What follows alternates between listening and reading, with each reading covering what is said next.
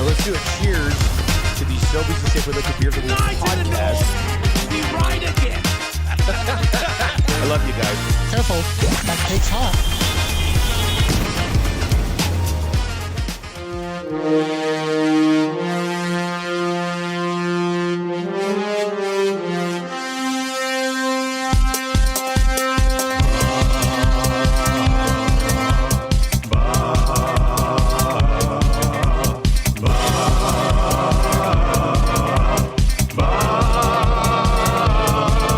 It's the 6 o'clock check-in. Come on, let's go. It's the AM nasty big hello. It's not static, AM radio. It's the Nielson Show. Let's go.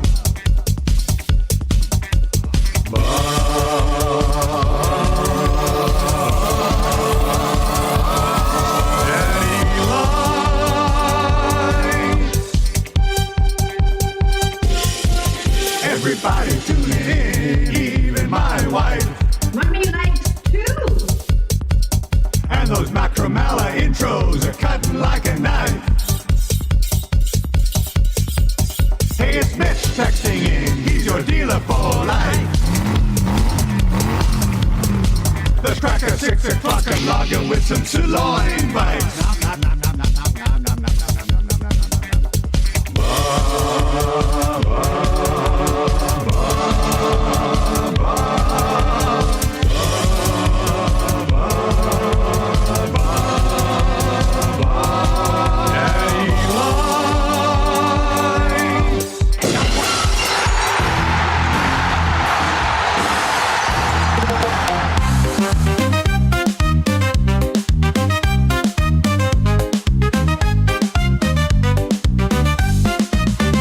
Time to get away for a little fun and play.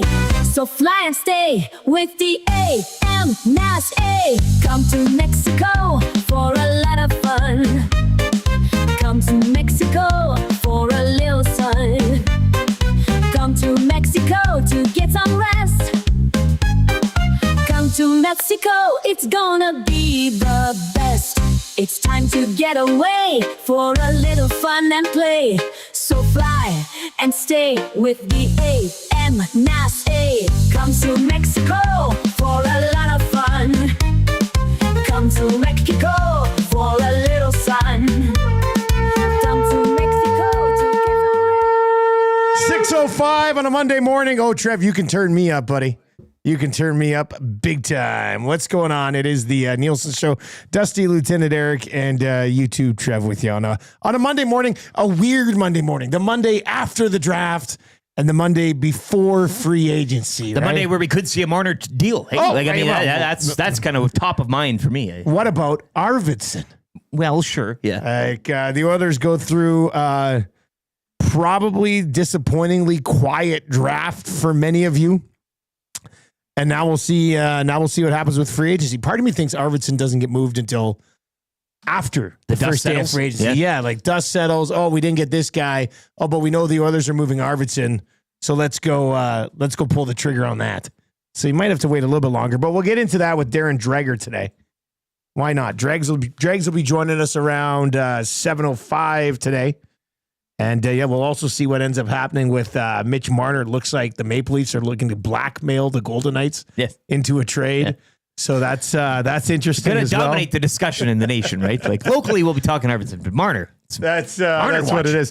Loomis over in the chat already. Like this is the day before free agency. I love it. Loomis says if they sign Bush sub 6 years, I'm going to lose my mind. Huh? So yeah, there's a lot. There's a lot going on. Rip City Steb says, what was all that busiest draft ever talk? This is the same. I don't know why everybody, and it still gets me a little bit, but it doesn't get me as much as it used to get me when I was a full-blown draft nerd. But like you head up towards the draft and, oh, this guy's going to be traded and this guy's going to be traded and this guy's going to be traded. And then Charlie Coyle gets traded.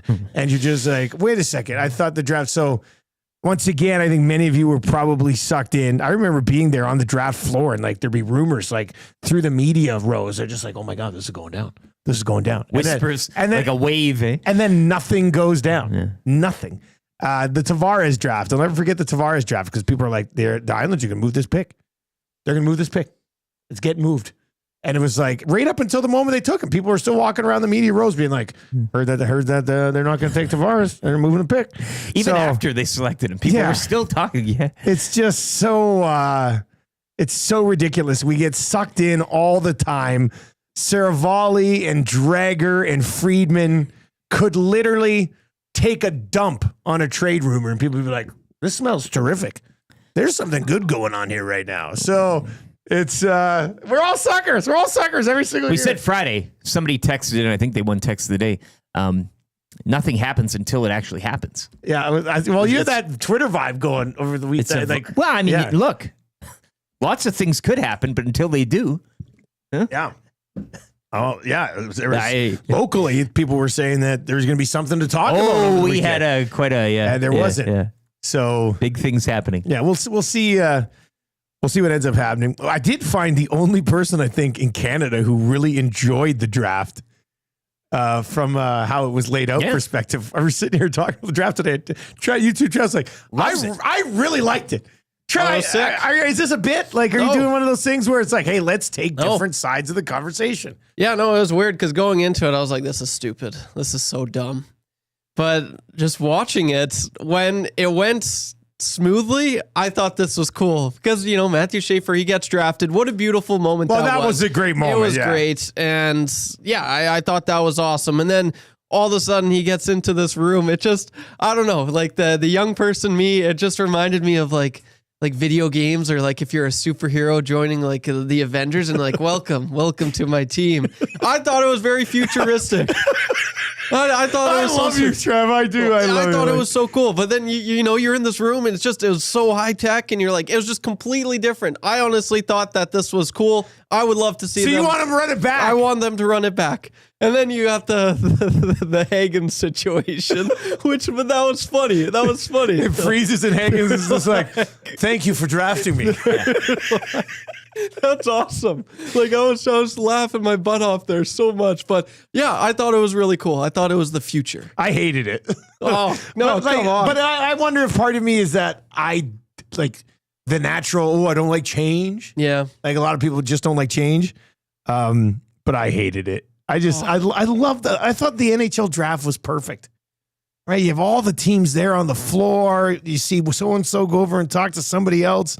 The players get drafted. They come up, they do the stage thing, then they walk over to the team, chat with everybody there, not awkwardly in some sort of big video cave that sometimes worked and sometimes did. So I hated it. He liked it. Where do you come out on it? I know if the CFL did it, it probably. The NHL did it and got ripped pretty hard. No, I know, but I'm just saying it's. I prefer the old way. I think you can take. I think the best example, or similarity, going around was The Office.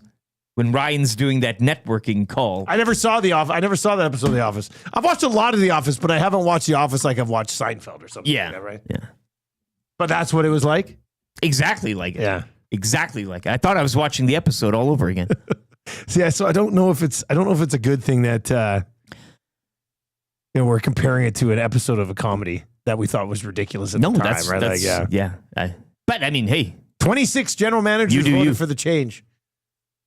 So we'll see if Bettman just allows them to do that again, or if he didn't seem to be overly ecstatic about it either. But Trev loved it. Yeah, I think he also was like, he had no booze for Bettman, so he probably liked that as well a little bit. But I thought, I hope they run it back. I thought it was so. It was also 4.5 hours. It was long. You can't watch. Should have been 8. Like 4.5 hours. That was long. That was too long. Some of the people they got announcing it, Happy Gilmore in the house. That was cool. That was the highlight of it. Like to bring Sandler in. The trade alert button was kind of neat. I thought that was that was different. Yeah, I was big on it, man. Run it back.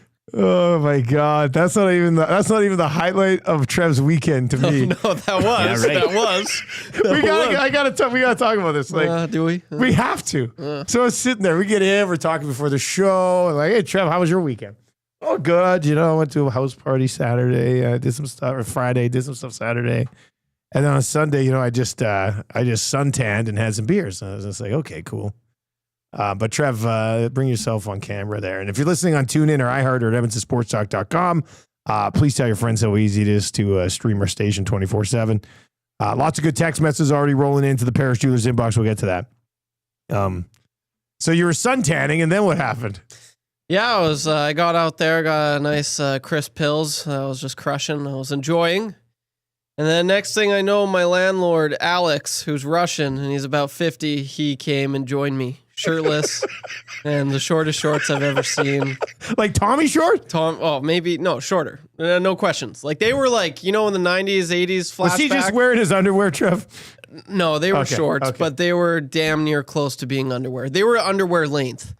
And so, yeah, Alex pulls up a chair and he's like, hey, I'll tan with you. And I'm like, oh, I don't know if you will. I don't know. I don't really want that. Unbelievable. And I kid you not, like we got a big yard. He couldn't have come any closer to me, man. And it was tough. It was tough. And everything I look at it, that could have went wrong, just continued to get worse. The back alley that just got paved, it just got finished. So you got all these nice families walking in the back alley now. And our backyard, the fence is pretty low. So people can see two dudes just enjoying the sun. I'm not even joking.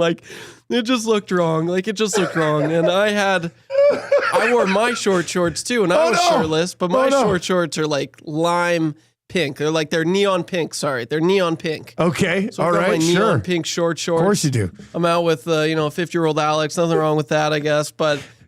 I'm at least trying to create conversation. Nothing. Yeah. He's not having it. He just wanted to lay next to you quietly. And Yeah. So then it makes. Was he also crushing beers? He had a beer, so Okay. that was nice at least. But it was awkward, man. And when you're with people. And it's awkward silence, and you don't really know them that well, so it's really awkward. Yeah. If you and I were in a room and it's quiet, that's fine. Whatever, I know we're you, comfortable. yeah. But this was not that. I was trying to start something how's work been? Oh, yes, good. Yes. And I'm just like, oh, okay. Nothing. He wasn't asking me anything, and it was just a secondhand embarrassment. And it was so embarrassing. You get away from the situation, but you're still that was so embarrassing. I feel embarrassed about the whole thing. So yeah, driving in today, I was just that was so cringe. Get me away from it. So, and now I'm talking about it on air, so that's okay. But yeah, that was my sunbathing with my landlord, Alex. I love Jesse in the chat. This is a good one. Should have asked him for a winya. Sitting right next to him. Yeah. Hey, Alex, can I get a winya? Oh, God. All right, so you had a much more adventurous weekend than I did. That's I suppose. that was a lot of fun. Did you suntan with one of your neighbors at all? I Or didn't. anything? Okay. No. You had some nice dinners over the weekend, didn't you? Yeah, I did. Yeah. It was nice. Yeah, fancy I ate dinners. food. Yeah. Yeah. Well, that sounds nice. I was in Regina for the weekend. I did hit a Western Pizza. I do love that Western Pizza. You God. been to Houston? No, I haven't had the Houston Pizza yet. It's like Pizza Wars. It's Really? yeah. Geez, I think I might have already picked a side, but Well, I'd like to hear your. anyway, I did that, and then I went to a Tim Hortons that was sketchy as hell Yes. in Regina. Yes. Swear to God, there's 3 drunk people in a Tim's at 10 a.m. Like Stony Plain I Road. was so scared, I almost left. I was just like, should I stay here? Do I really need breakfast that much? I could just go back to my room and hide again. But I decided to tough it out because I'm a man. Sure. And I'm an adult. But I was still pretty scared of the drunks in the Tim Hortons in Regina on Sunday morning. It's not like Saturday downtown morning. Edmonton, hey? I never get down. I never get downtown there either. This is the thing. I don't not go. an urban man. Downtown Yeah. scares me. Yeah. All downtowns. Yeah. So that was my adventure from the weekend. All right. How was your weekend, everybody? Hit us up 780-218-9999. 780-218-9999. Can we get some Sonia? Rip, you better text that in, man. That could be straight to A and Dub right there. That's a good one. The Nielsen Show brought to you by Southfort Chevrolet. Drive a little, save a lot. Go see Daniel and his team at a Southfort Chev. Check out their website, www.southfortchev.com. I hit up the Paris Jewelers inbox. Lots of texts about Bouchard and some of these rumors and the draft and all that stuff. Where did you come out on the draft today? 780-218-9999. Did you love the draft like Trev? Did you hate the draft like me?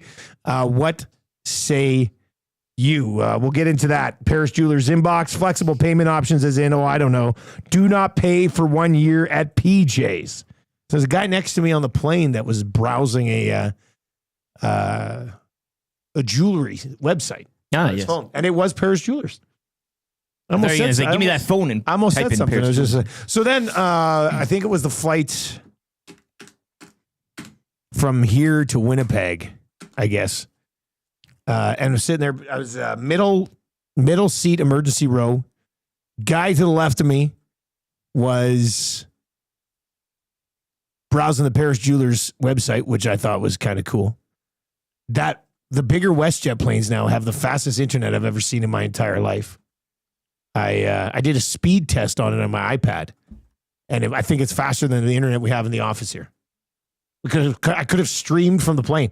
So all the way to Winnipeg, I watched EST Afternoons and the Reed Wilkins Show on YouTube on like my huge iPad. And it was just like, people are seeing this. And then we land in Winnipeg, and the guy sitting next to me on the right, he goes to me, he goes, I just realized who I was sitting beside. I said, really? And he goes, yeah. He goes, I have to say, I really miss your show. I was like, come on, man. You're killing me here. So you gave him the tutorial. I gave him a quick recap, but it's Grabbed just him by like, the- yeah. I said, you're missing it. It's even better than before. There's no bosses. So anyway, but that was a nice flight. The first flight was a good one. Text of the day today. We'll win a gift certificate to A&W or the new Masala Veggie Burger.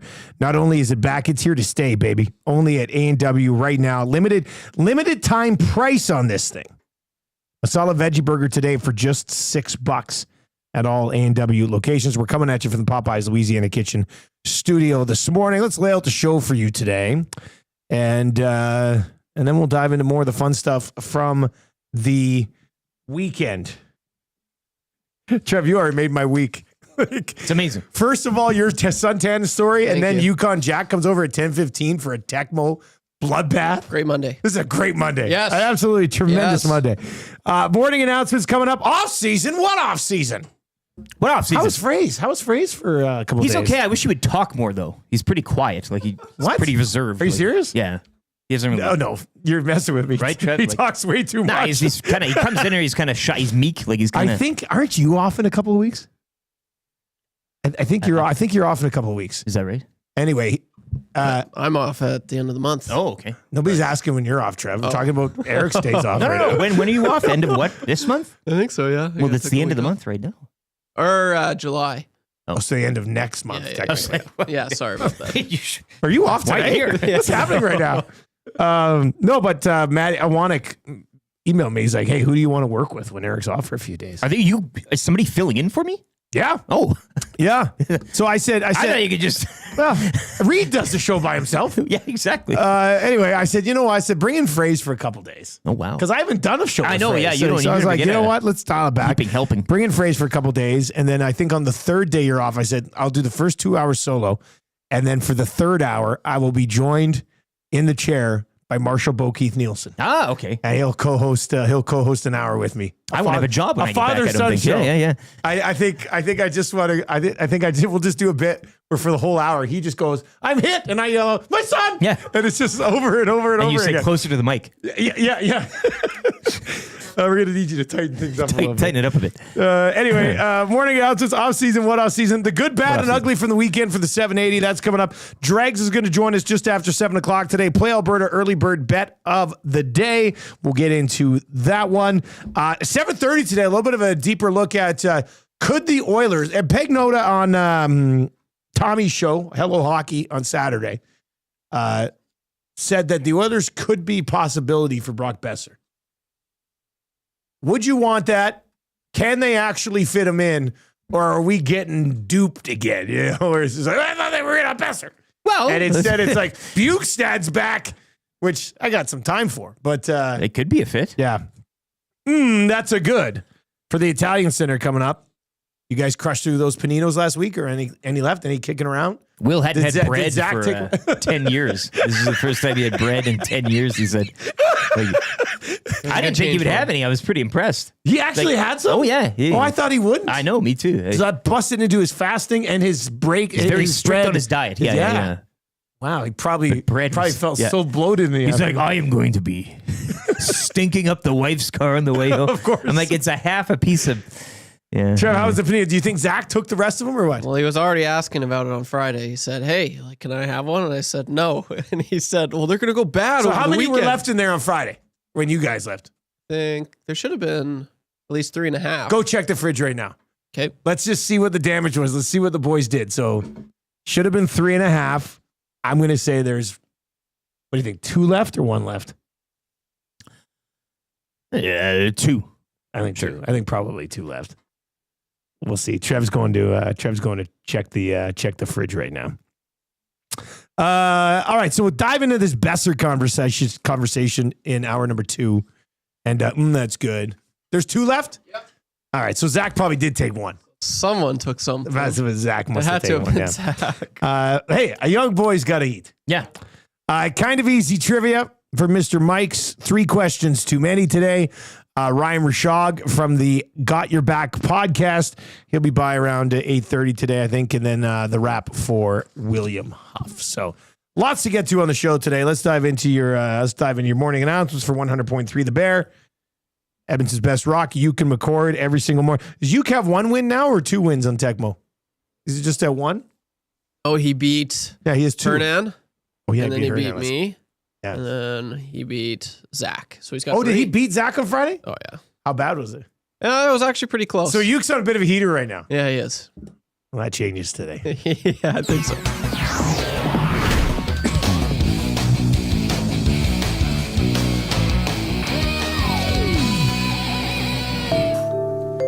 All right, if you're watching over on YouTube today, hammer the thumbs up for us. You can text us anytime in the Paris Jewelers inbox. Big Maple with a great text today. In Soviet Russia, Alex tans you. Yeah. That's a pretty good one. I like that. There's a lot. I mean, there's a ton of stuff that we can get to in the inbox today for sure. So we'll definitely do that. Jason LeDuc says, "Can I get a conch from my sister-in-law, Jessica, and her dodgeball team? Duck around and find out." That's funny. That's a good one. Who over the weekend finished first in a 3-on-3 ladies event in Leduc. Extra credit as she's also been named to the national team. What? The national team for dodgeball. You must be very good at dodging, ducking, dipping, diving, and dodging. The Maple Leaf, eh? I think those are the 5 Ds. That's that's cool. I like that.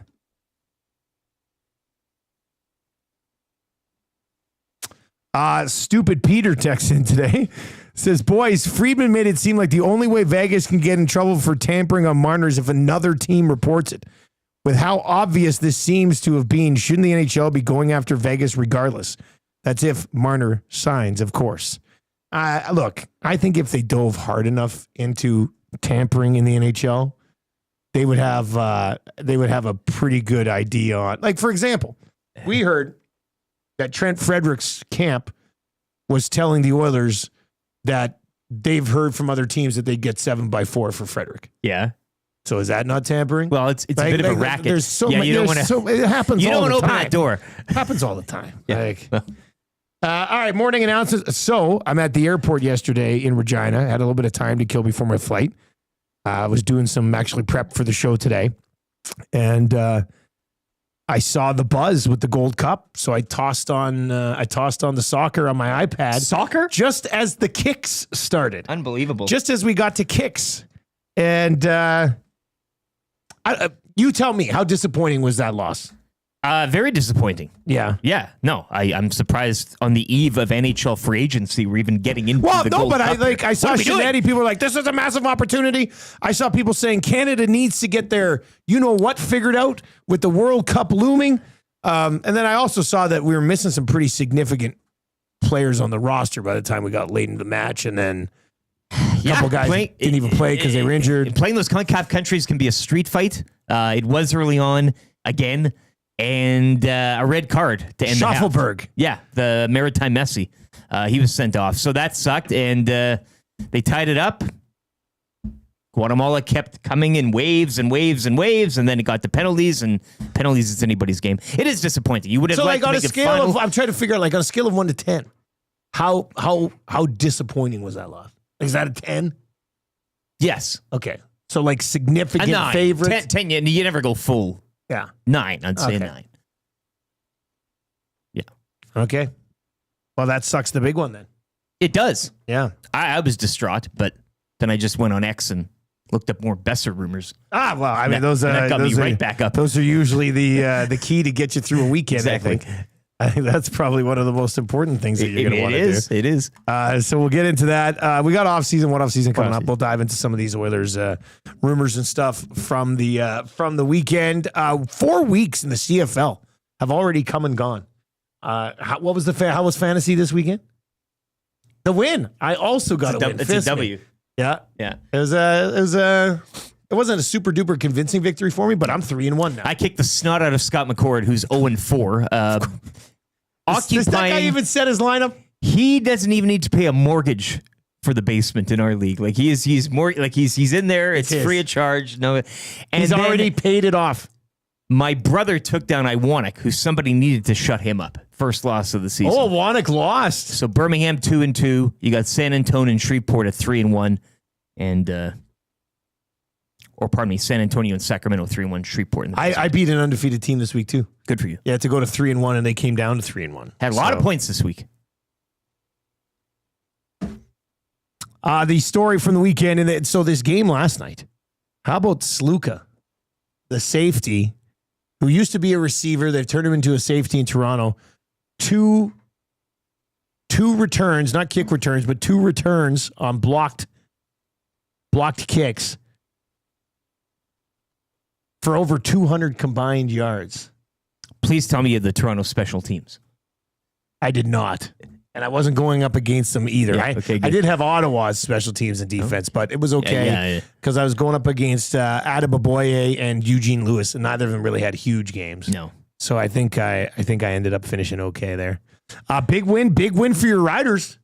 Very convincingly over the BC Lions. Yeah. Had a chance to call that one. I think 2. Hamilton, we called them, right? We did call Getting that the win one. at home. We thought that was a live. They were a live dog. Live dog at home. They double up the Alouettes. More than double them up, 35-17. The Riders get by the Lions 37-18. Saskatchewan goes to 4-0 for a second consecutive year. They go into a bye. Trevor Harris will return on the other side. As a Riders fan, you got to feel really good about where they're at right now, knowing that they get a bye and then Harris returns. I do, but you did have the call Thursday in Winnipeg with the top team in the league in the Bombers taking on the Elks. Zach Claros playing like he's 16 years old. Brady Oliveira returned to practice yesterday, too. Yeah. So I don't know who I'd say is the best team in the league. it's got to be Winnipeg. I don't know. I mean, between Montreal, Winnipeg, and Sask, I'm not too sure. Who Winnipeg, Montreal, then Saskatchewan. I'll be in Calgary for they're calling it the Stampede Bowl. Yeah, I saw that. Yeah. Cool. Winnipeg and Calgary. The family's coming with. The little trophy and everything, eh? They're going to have a nice little trophy. And they're going to come down and watch Maybe the they'll game with me. maybe they'll have a cowboy hat on. Hey? No, Well, actually, I think Suits and I might wear cowboy hats off the top. Man. But then I was thinking about it. If we're wearing cowboy hats, how are we going to put the headset on? Is Suits going to be reciting all the nicknames from either one of the teams as well? He did like yeah, that. that wasn't a tired bit. Yeah, he man, you're very bitter today, hey? No, I just what happened to you over the weekend? Your team's 4-0, and you're all bitchy and today. he's like, and this guy is named JR. Yeah, he mentioned a few nicknames in that game. A couple. Few nicknames in the game. All right, so the Riders win. They go to 4-0. Toronto gets their first win. They're off the schneid. Big one because them and Ottawa are both 1-3, and Hamilton's 1-2. Toronto hasn't been playing bad either. You know what's crazy is that the Elks haven't won yet, but everything is still in play here early in the year. Absolutely. Like in the CFL right now. And the big game against Ottawa. That's now. Well, what's up with Drew Brown? This feels like the most Edmonton thing ever, where Ottawa loses Drew Brown, they suck for a while, and then Drew Brown comes back just in time to play Edmonton, which would not be good news. But yeah, the Elks have to find a way to win that football game on Sunday. So we'll get into that as we work our way through the week today. All right, off-season. What off-season? We're going to get to that. And then the good, bad, and ugly from the weekend coming up here before 7 o'clock. Can the Oilers move Arvidsson prior to free agency? And if they can't, are they just assuming that they'll get him off the books after the first day or two of free agency? And if that's how it works, how much can they spend at free agency? And I put out a tweet yesterday saying, unless they move Arvidsson, it could be a pretty quiet day. And I love some people like, you can go 10% over the cap. Like you can spend an extra $9.5 million over the cap in free agency. I said, that's how we're going to approach free agency. Sure, yeah. The team that's desperately locked up against the cap is just going to spend $5 million over and then just find a way to drop money before the season begins. It's unreasonable. It's an unreasonable approach. Might as well, though. So unless they know Ekholm is going to be on the LTIR for quite some time. Yes, our own Alex Pietrangelo. Maybe the entire season. Yeah. Who knows? Well, that'd be something. Well, all right, off-season. What off-season's on the way? What off-season? Let's get to a sports update right now with LT. Stop.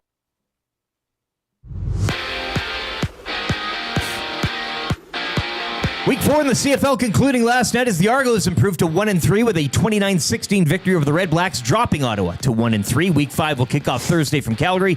Stamps and Bombers, Elks back home to host Ottawa on Sunday. Over to the NHL, where Vegas have traded RFA defenseman Nicholas Hague to the Predators. As courtesy TSN's Darren Dreger. Hague then signed a 4-year, $22 million extension with the Preds. Vegas will receive defenseman Jeremy Lauzon and forward Colton Sissons in return. How about those Stingers? Above 500, they improved to 7-6 at home with a 98-81 victory over Scarborough. The Stingers back in action tomorrow when they host Montreal, tip-off at 4. The Toronto Blue Jays taking 2 of 3 from the Red Sox over the weekend following yesterday's 5-3 victory. Jays are back home to host the Yankees for 4 starting tonight. First pitch 5:07. Riverhawks fall in Nanaimo 5-3. Riverhawks capping the first half of the season with a 12-11 record. Second half starts tomorrow, Canada Day, as the Hawks will host the Port Angeles Lefties. First pitch 7:05. Cactus Rats back on the diamond tonight. They're in Fort McMurray to take on the Giants. Over to golf, where it was Aldrich Potgieter. He made an 18-foot birdie putt on the 5th playoff hole, taking the Rocket Classic for his first PGA Tour title. And Canada bounced by Guatemala 6-5 in penalties at the Gold Cup, as Guatemala will advance to face the USA in the semifinals. Off-season, what off-season? Coming up next as Hour 1 of the Nielson Show continues here on Edmonton Sports Talk.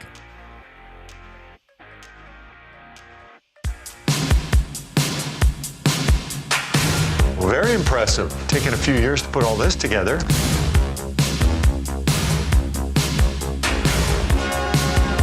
It's not a one-year quest because it's so hard to get your hands on.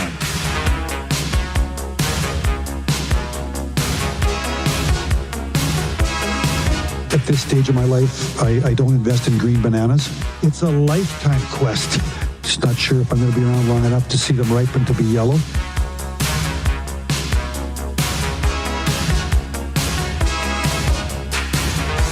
You can't party enough when you win that thing. It's a party machine. Party machine. That's why it's the Stanley Cup.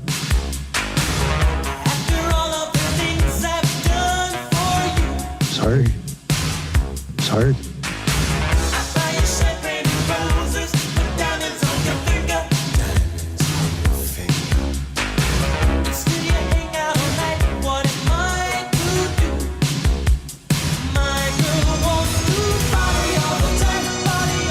7:36 on the Nielson Show. Thank you very much for being here today. You can text us anytime. Paris Jewelers inbox 780-218-9999 right here on Edmonton Sports Talk. Edmonton Sports Talk presented to you by our wonderful partners over at Play Alberta. If you've not yet downloaded the Play Alberta app, please do so. And hey, who doesn't love betting on football? And tons of CFL betting coming up again here in week 5 over with our partners at Play Alberta, the early bird bet of the day. It's already up. We'll come around to it again around 7:25 today.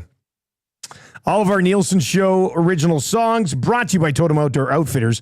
New gear, used gear, trade and consign a sport for every season. Of course, they've got hockey equipment, skates ready to go year-round, but these guys got everything, including the cheapest and best skate sharpenings in town. A family store that takes pride in finding the right fit for you. Visit them at 7430 99th Street or online, www.totemoutfitters.ca. I've convinced Stupid Peter to report the Vegas Golden Knights to the NHL. He's going to call it in. Stupid Peter's going to get after it. He's going to call it in. I like that. I'd like to report a crime. Yeah. Let's get Gary Bettman's number and I mean, maybe draw their attention to it. Everybody start phone him in. Complaining. Rob the plumber texts in. We're getting soccer texts today, Rick. I can't believe it. We're getting them. I'm not reading them. This is ridiculous. I'm going to read Do you this know one. what day it is?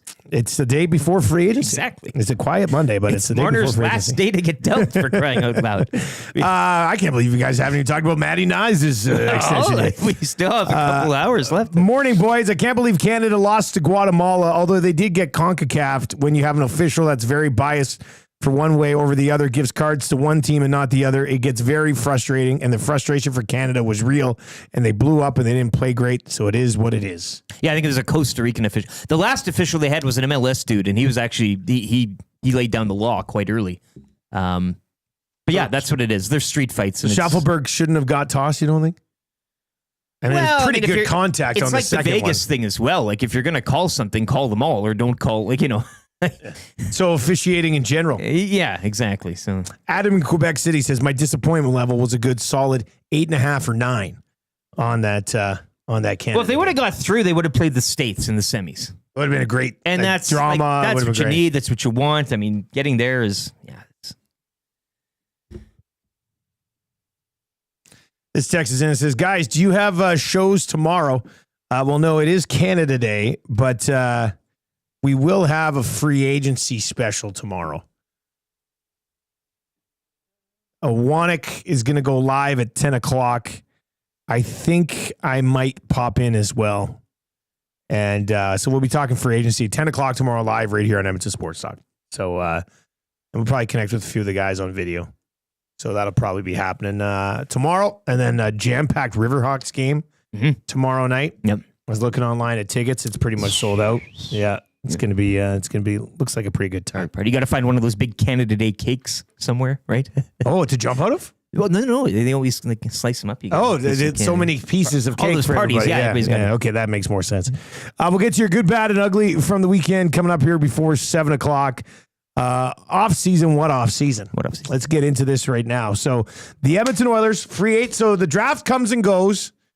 It moves some picks around, but nothing of significance from the Oilers at the draft, which I know people like. I don't know, Trev. Let's ask you. You're our Oilers fan on the show here today.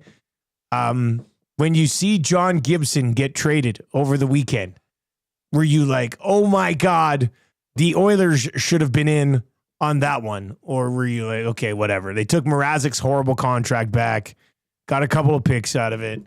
I don't know, because I saw a lot of people were just like, "Are the Oilers going to do anything between the pipes?" With even there were some people. Who was the other guy that got moved? Tarasov from Columbus. I'm pretty sure it was Tarasov. Was it Tarasov? Yeah, there's. He went to Florida. Florida got him right, and even then, people are like, "What about this guy?" Yeah. So it's yeah, it's interesting. It's funny because I wasn't big on Gibson joining the Oilers, or if Edmonton did take a swing at trying to get John Gibson, I would have been mad. But then seeing him go, I was like, oh, well, there's one more that they can't get. So, like I'm not mad about it. I'm happy. I never wanted him, and so I'm gonna stick to that. He's gonna join the Red Wings, and I'm just happy the rumors are done. The John Gibson speculation. What is it? A decade of that? It's done now. Done. It's Finally. done. Rest. Finally, get A conch get for going. half a decade of John Gibson rumors. Yes. We won't miss you. No, not at all. But yeah, I mean, the talent's getting ever so, like, it's getting thinner and thinner. They're running it back with Pickard and Skinner next year. Oh, and Hofer also got done. Yeah. And that DiPietro happened. is in the process. I see So you can cancel DiPietro. DiPietro watch as well. I did see somebody say, oh, it looks like DiPietro might stay in Boston. Would have had a ton of interest. Hasn't played in the NHL since 2022. Like, has had some good years in the American Hockey League, but Yeah. I mean, That'll get you over I don't the know hump. if we're going to pretend there would have been DiPietro sweepstakes here. Right? No. Sure. But he's days are put long together a gone. few good years in the Boston system. But yeah, I'm not really heartbroken about that. So free agency will open up tomorrow. And what do the Oilers have to work with? Let's dive into this. We're going to talk about with Dreger in like 20 minutes.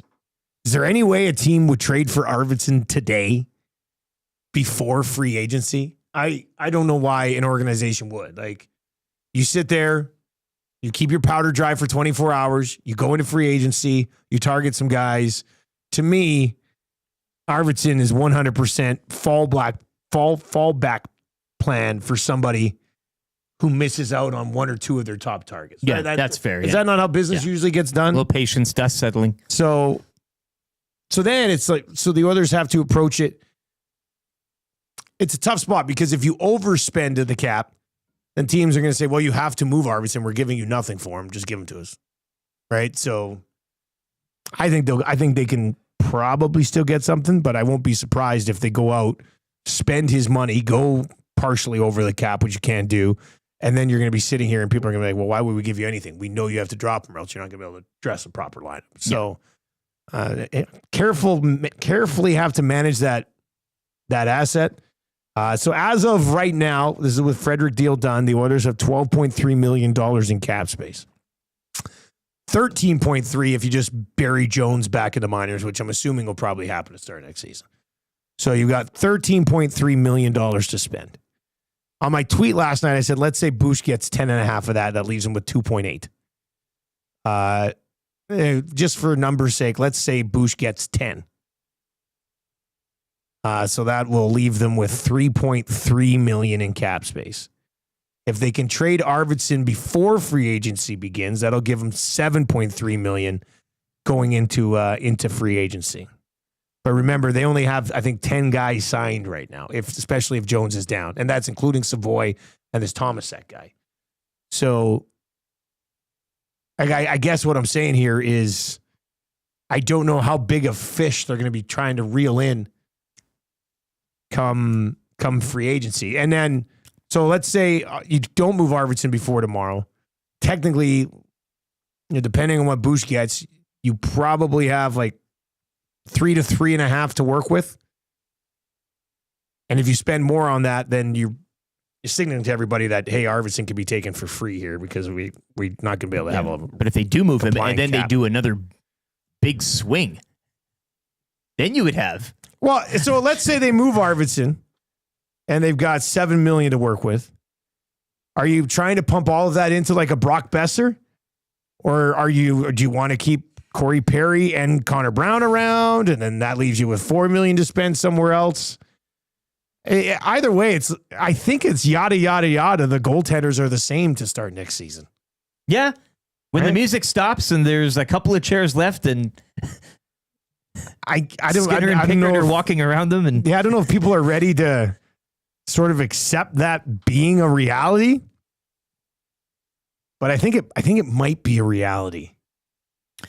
some people, the ones that would accept it, say, okay, fine, then change the goalie coach. Yeah, I don't think that'll happen. No. But they're going to have to make some Well, that's changes what on I'm the saying. bench with Something's gonna have to- Gulletson yeah, getting and the that's already happening. the Dallas job. Knobloch will actually be able to put some of his own people on the bench. So we'll see how that ends up panning out for them as well. So I guess my question coming out of all of this is, what type of expectations do you have for the Oilers in free agency tomorrow?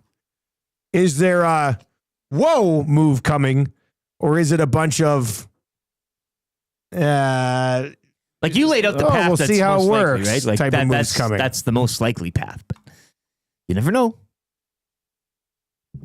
Could be a big swing. The friendly neighborhood paramedic texts in. I don't know if I've ever read that handle before, but I love it. The friendly neighborhood paramedic texts in this morning and says, boys, are we getting a Bouchard contract before free agency? Or are we going to have to be worried about an offer sheet possibly? I mean, first of all, do others have, as of right now, enough money to cover an offer sheet on Bouchard? Maybe they should tweet about it. Yeah, what they should do is you can come after him. Yeah. But you're not going to get him. Yeah. Yeah, that would be good. I think that it would work. I think that's okay. So I wouldn't be overly concerned about that unless, of course, they spend a bunch of money the first day of free agency, leave themselves with $6 million cap space. Oopsie. Somebody offers sheets Boosh, and Jackson's like, I can't believe it's happening again. which would, I mean, that's not a good look. That would not be a good look. We're 18 likes away from changing 100 over on YouTube. So if you're watching on YouTube today, hammer the thumbs up for us. That would be greatly appreciated. RCN says Todd McClellan would take Arvidsson, but Detroit is trying to dump Tarasenko. If that's from Friedman, I'll believe it. If it's from anybody else, I'm not too sure.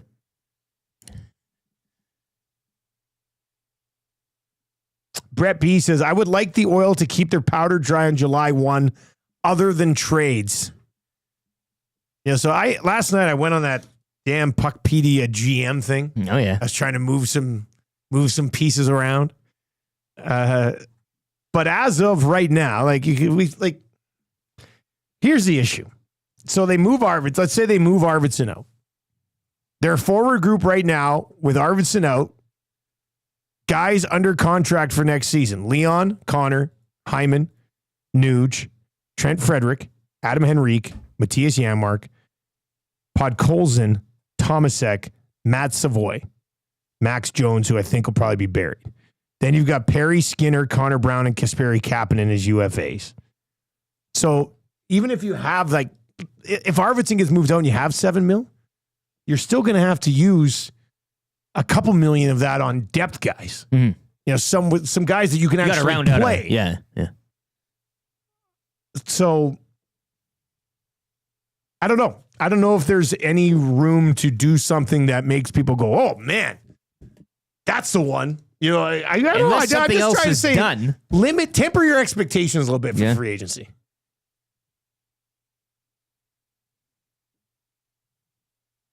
RCN says trade Henrique and Janmark. There we go. Okay, but then you're going to spend that money on other bottom six. Like, you need guys to play in your bottom six. All right, you have to remember Adam Henrique has a full no move. Tomasek. Matthias Janmark somehow has a modified 10-team no trade list. The fact that Janmark somehow got a 10-team no trade list as a free agent blows my mind. But whatever. He did it. It's his contractual right now.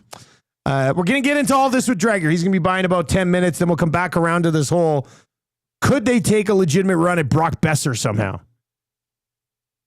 And does he skate well enough to actually make an impact come playoff time? Because I'm not necessarily sure. At least he won't be playing against the Oilers anymore, which has got a lot of goals. Like, I mean, you acquire him. If you got him, then you don't have to worry about him. Yeah. All right, let's get into our good, bad, and ugly from the weekend, brought to you by the 780. If you've not yet picked up our EST swag there, it is running low. It is definitely running low, but Adore from the 780 did say last week that they have limited EST NWO style shirts and Win Yeah shirts still available at some of their locations. So you're going to have to check it out. They've got a ton of other good stuff over at 780 as well. It's not just our stuff. But definitely check them out. Premium Outlet Collection, Southgate Center, Londonderry, St. Albert, Kingsway Mall, 780 locations. Rick, what's your good from the weekend, buddy? Well, we've gone this long. We haven't even mentioned them yet. Your Toronto Blue Jays taking 2 of 3 from the Red Sox over the weekend. We talked about how that series and the Jays 5 games now up on the Red Sox and 3 back of the Yankees. Pivotal 4-game set coming up from Toronto starting tonight against those Yankees. But More on that with the play Alberta early bird bet of the day. It's the UVI Wannock series, really. Like it's I not guess the it Subway is. series. It's the Dust. Barger, Guerrero, both going yard yesterday. So good for those Jays, and they keep humming along and staying in the conversation, which is nice. Great play yesterday on that game. Bichette on the run to his right, turn, throw. Vladdy stretched out. They're playing well. They're playing well. They're playing getting good pitching. And their bats have been outstanding for a good stretch here. So, yeah, that's good. Trev, what do you had a good from the weekend, Trev? What do you what's your good from the weekend, buddy? What do you got? Yeah, but I don't have any. Is it tanning with Alex? No, I think that might be my ugly now. Yeah, could be. But yeah, just Matthew Schaefer, his reaction being first overall. Thought it was awesome. Haven't really seen that raw emotion from a player getting drafted before. And obviously, if you don't know the behind the scenes, his mom passed away recently to breast cancer. And so kudos to the New York Islanders. They put the pink ribbon on the jersey there. He kissed it and then pointed up. So I thought it was beautiful, and just his reaction. He won over a lot of people, including myself. I think this guy's going to be just a stud. I also dove into like his highlights in junior. Right. I haven't, obviously we have been watching the Oilers, their cup contending team, right? So I have no time to watch prospects now, but I wanted to see what all the fuss was about. Looked up his highlights. I'm so happy this guy's Canadian as well. Like he is so good. He skates like the wind. Sick shot. I love this guy. Good He's size. Awesome. First time I saw him was last year at the Holinka, and he was undoubtedly the best player on the ice in the tournament. Like So you cool. could just tell right away. Yeah. Like he's a stud. Yeah, he really is. It was got a weird. good one there. Like looking at him, I'm like, I don't know. Like, is he really a hockey guy? He doesn't really look like a hockey guy. And then watch his highlights. I'm like, Oh yeah, he's a stud. He's awesome, He's man. a stud. My good from the weekend was penalties in the Gold Cup. There's just something about penalty kicks. You in like soccer. penalties, It eh? just, I don't know if like soccer fans hate them, and you'd rather go to like It's a crushing. golden goal situation. Yeah, it's But it sure gets you on the edge of your seat. Hey, and it's just so hard for a goalie to stop a kick. Like, Oh, yeah. What was the yesterday? One was off the crossbar. The one guy blew it right over top of the net. Yeah, and that was a chance to win it. Was Yeah, it yeah. Lauren who got actually stopped? Like there was one save. It's an made, educated technically. guess. Yeah, that's really Usually what it on is. the water bottle, they'll have all of the shooters and which way And they they're like to tending to go see. and Is that whatever. what they do? A little Yeah, cheat yeah. code. So, but the problem was the Canadian keeper yesterday, the first 2 kicks he picked correctly, and I one went know. through his hands, and the I other one went know. underneath him. It's frustrating. It's like, that sucks. They should just forego the game, and soccer should just be penalties, and you can call the sport penalties. The drama of it is sure. Yeah, no, but yeah, it's you know, fun. just rename the sport penalties, and you come out That's and you what it just comes do the down to. penalties, and that's it. What's your bad from the weekend, boys? What are you going with? Verstappen's Austrian GP Taken out by a Mercedes. Yeah. Oh. And one of those places too, Marshall Ferguson was on last week. But I Yeah. mean, they all that's his. They all come over from the Netherlands. They got the orange. They like their Max in that That's a area. tough It's the one. Red Bull Ring. Yeah, tough for him. But you know what? He's grown. He didn't flip out. Yeah. He was mature about it all. I also think he's just going to quit the sport here in the near He might. future. Yeah. He could. Nice little race shaping up for second in the driver's stand or in the construction standings. I believe Ferrari has a slight lead on Mercedes right now. Yeah, Red Bull. It's just McLaren's pulling away. Red Bull's in 4th. Sonoda 60. Yeah, I don't know how you Right? can't Like, find it's a just second kinda- car that can do something, anything. Bring back Danny Rick. Sure. My bad from the weekend was the New York Mets losing 30-4 combined score in a 3-game set against the Pirates. Anybody who I follow on X that's a Mets fan all weekend long is just like, the Mets are Metsing again. Well, there was a couple of weird scores too. The Orioles beat the Rays 22-8 on Friday. They were down 8-0 or 6-0. Yeah, like they 22 unanswered? That's crazy. Like, baseball is hilarious. Baseball's nuts. God, baseball is on roids. Trev, what's your bad from the weekend? Well, I mean, we just kind of touched on it as July 1 becomes closer and closer. it's become more apparent that and realistic that the Oilers aren't going to do nothing. Oh, They're not going to do he's nothing. a sad boy. Yeah, they can't. They can't. It's bad. Like the whole situation's bad. The contract, like everything. Like even if you do go and get the big fish, well, who are you going to have in the bottom six? Who are going to be the role guys? So just a bad look. It's not really looking good, and I'm trying to be hopeful and optimistic. But I don't think that's going to do anything or help out at all. So I guess just the Oilers come July 1st, just realizing that it's going to be a bad one. It's going to be bad. The Oilers aren't going to be able to do much. You have to have faith. You've never lost faith before. You've got to keep the faith. Okay. Got to have faith. I got a little faith. Okay. That was a Limp Bizkit song. That is Limp Bizkit. Yeah. Limp Bizkit. I gotta have faith. George Michael covered it, I think. After Yeah. Limp Bizkit did it originally. But again, they might not do it, but they might also do something here in the next little while that allows them to do more. Maybe. Interesting. We're just going off what we know. This is true. Like the Henrik Janmark, that could Get gone. Get out of here. Get gone. imagine the return. Get up, ball. Get out, Henry. Get out of here. All right, you're ugly. Ugly from the weekend. Well, ugly is Canada. Okay, that makes sense. Yeah. There's no other way to. You're talking the soccer team. The men's soccer team, not our country. Not the nation as a whole. was worried about we that. have we're a large country, mass wise, lots of time zones, and CFL had Canadian people, patches on. Sure, that was a great touch. But no, nothing against. Canada men's soccer team falling to Guatemala. It was terrible. My father-in-law's girlfriend. She took her son and her grandson down. They drove from North Battleford all the way down to Minneapolis. What? She was right behind the goal. No. And they had like a camera on, like she was in the Voyagers thing. But they had like when some fans, they get like the camera on them. She was on like 16 times yesterday. What? It's hilarious. Great. Was she the lady who had a sore back there briefly? No, she I had saw a it pop white up during cap. the kicks. Oh, okay. Yeah. All right. Okay. I saw one lady yesterday during the kicks. They cut her, and she was like rubbing her back like this. And then she saw she was on. She's like, she's okay. She's okay. My ugly from the weekend, Trev, you're gonna hate this. My ugly from the weekend was the NHL Draft broadcast. I mean, even the. I don't want this. I'm trying not to be disrespectful to the Sportsnet broadcast crew, but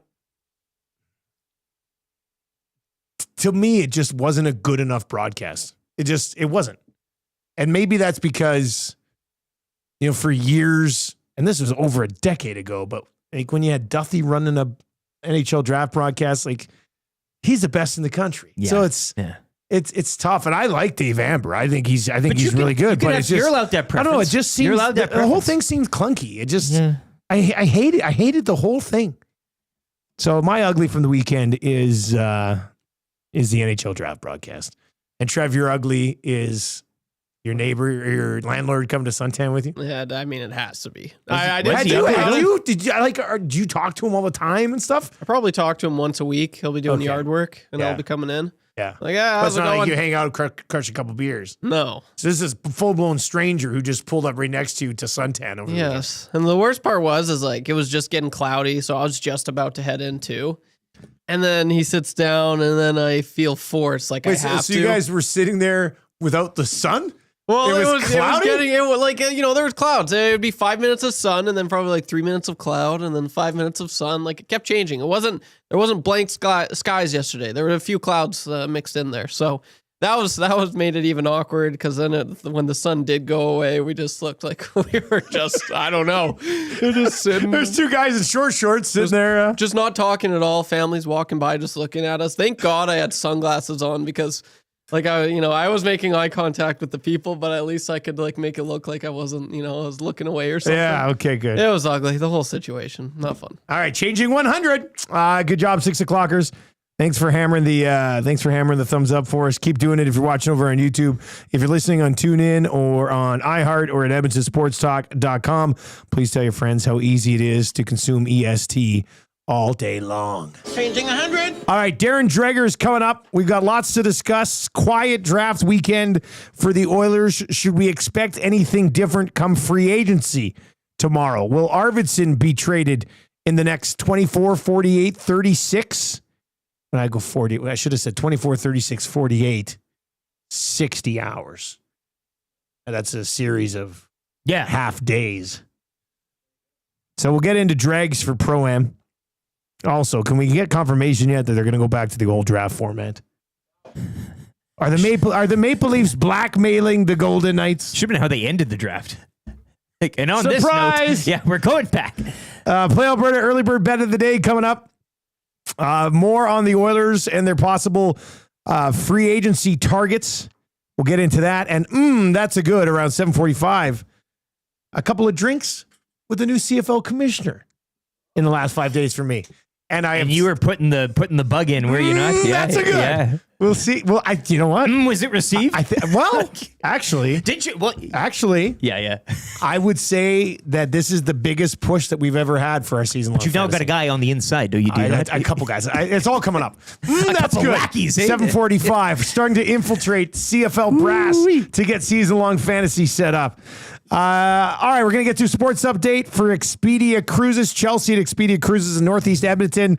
She's coming to Mexico with us, and you can too. This trip is already, in just a couple of weeks, over 50% sold out. So give her a call, 780-970-4834. We are going to Planet Hollywood, Cancun, 5-star, lazy river with the grotto.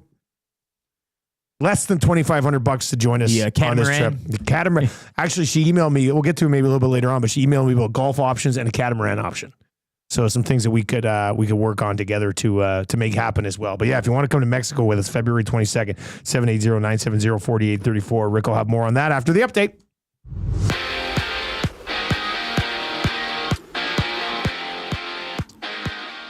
Toronto Argonauts improving to 1-3 last night, wrapping up Week 4 in the CFL, 29-16 over the Red Blacks. Week 5 will kick off Thursday from Calgary between the Stamps and Bombers. Elks are back home to host Ottawa on Sunday. Over to the NHL, Vegas have traded RFA defenseman Nicholas Hague to the Preds. Hague then signed a 4-year, $22 million extension. Jeremy Lauzon and Colton Sissons going the other way. The Edmonton Stingers improved to 7-6. They defeat Scarborough 98-81 from the Expo Center. Stingers back on home court tomorrow against Montreal. Tip-off at 4. Over to baseball, where the Jays take 2 of 3 from the Red Sox over the weekend. Following yesterday's 5-3 victory, Jays are back home to host the Yankees for 4 beginning tonight. First pitch 5:07. Toronto 3 back of New York for the division lead. Edmonton Riverhawks wrapping up the first half of the season, finishing with a 12-11 record following a 5-3 loss to Nanaimo yesterday. They're back home for Canada Day night against Port Angeles tomorrow, 7:05. Cactus Rats are in Fort McMurray tonight. Uldrich Potgieter made an 18-foot birdie putt on the 5th playoff hole as he takes the Rocket Classic, capturing his first PGA Tour title. In Canada, on the pitch, bounced by Guatemala 6-5 in a penalty shootout as Guatemala will advance to face the USA in the semis of the Gold Cup. Whether you're dreaming of crystal clear waters or exotic destinations, contact Chelsea LaBelle at Expedia Cruises in Northeast Edmonton to start planning your next cruise or vacation destination. Call 780-970-4834.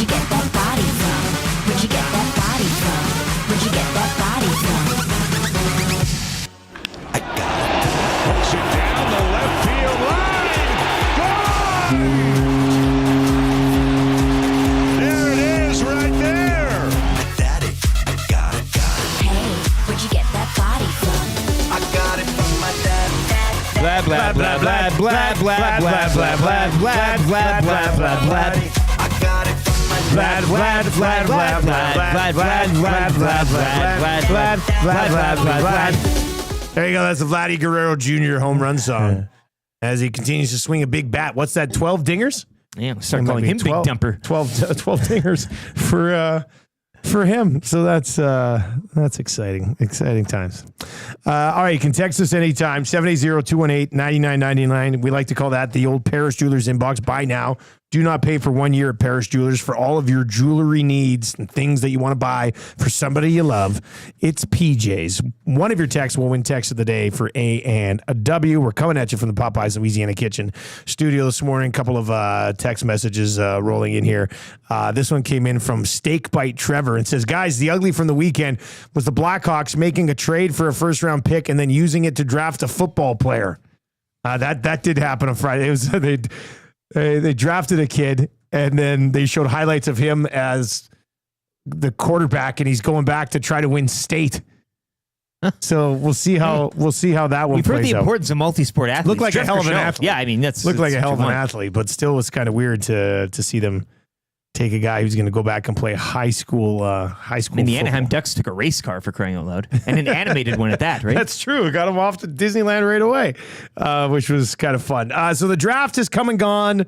Rumor mill obviously still flying like crazy. Free agency gets going tomorrow, and then it'll be Darren Dreger off to the cottage moving forward after that. So this guy's got like 2 days of work left. And then we won't speak to him again until late September, early October. It's Darren Dreger, Rain Dregs Podcast and TSN, obviously, brought to you by Pro-Am Sports, your locally owned sports memorabilia and apparel specialist. Finish your blank Oilers jersey with the same hand-sewn name and numbers of the team wear on the ice. Any era of Oilers jersey, Pro-Am has you covered, whether you want Matthias Ekholm or Yanni Nienema. All the team at Pro-Am is asking is that you throw the jersey in the washer to clean it off from whatever you spilled on it during the season. You'll have it back before the captain's skates get started in just over 2 months. Located in Edmonton at the corner of St. Albert Trail, 128th Ave, or online at proamsports.ca. All right, let's bring in Darren Dreger. Lots of things cooking. Dregs, the most important thing for me is we're going back to the old draft format at some point. Do you think after I would think so. Yeah? Yeah, I would think that's fair, but I wouldn't look at this as a colossal failure either. The commissioner office doesn't do anything without knowing what the end result is likely going to be. And I thought that the NHL put on a pretty snazzy product. They did. It's not the league's fault that Friday took forever, and then 4.5 Saturday hours. It was a long time.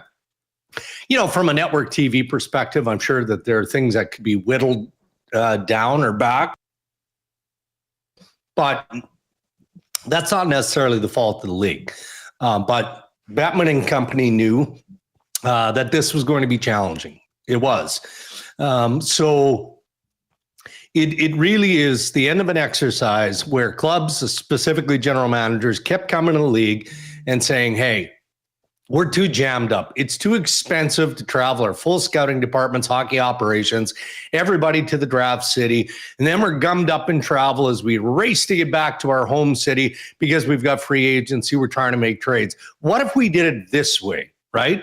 And you know who the pros are. And at the time, it was 26-6. Yeah. In favor of going decentralization. What's interesting about this, though, it wasn't 32 general managers that submitted a vote. I'd like to see that breakdown. Each club got one vote. Well, that might have been the president of the club. It might have been somebody else. I'm sure there were many general managers involved. But, I just think if you took the vote today, it would probably flip.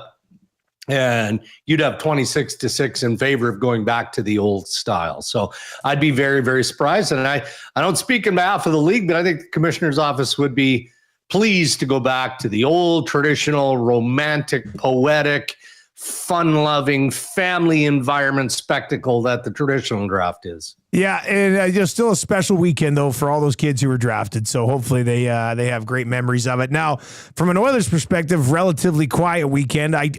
I know fans wanted to see more. I really wasn't expecting anything of significance to be taken care of over the weekend. There's this Victor Arvidsson sort of possible trade looming at some point. I think that probably has to wait till the dust settles on free agency. But as far as the Oilers go through the weekend and over the next 48 hours or so, Dregs, how much do you expect them to factor into the busyness in the National Hockey League? Well, it's a tough crop of free agents. It is, just because you can look at the top end guys. Bennett has already extended in Florida. we're watching Marner, the Leafs, Vegas, LA, all the teams that are interested in that. Then beyond that, you look at Brock Boeser, you look at some of the other pieces. John Tavares extended, so he's off the market. I mean, I don't think that the Oilers would be fishing in a real deep pond anyway. I think that we can all look at the wants and maybe even the needs of the Edmonton Oilers, but there's nothing wrong with being patient in the process as well, because what you earn from being patient is, all right, well, maybe they're like Edmonton's made the Stanley Cup final for the past 2 seasons, so things have gone pretty well. They haven't won, obviously, but things have gone well. So there shouldn't be any sense of panic or urgency, but there is a want to add some pieces that are going to get you over that hump.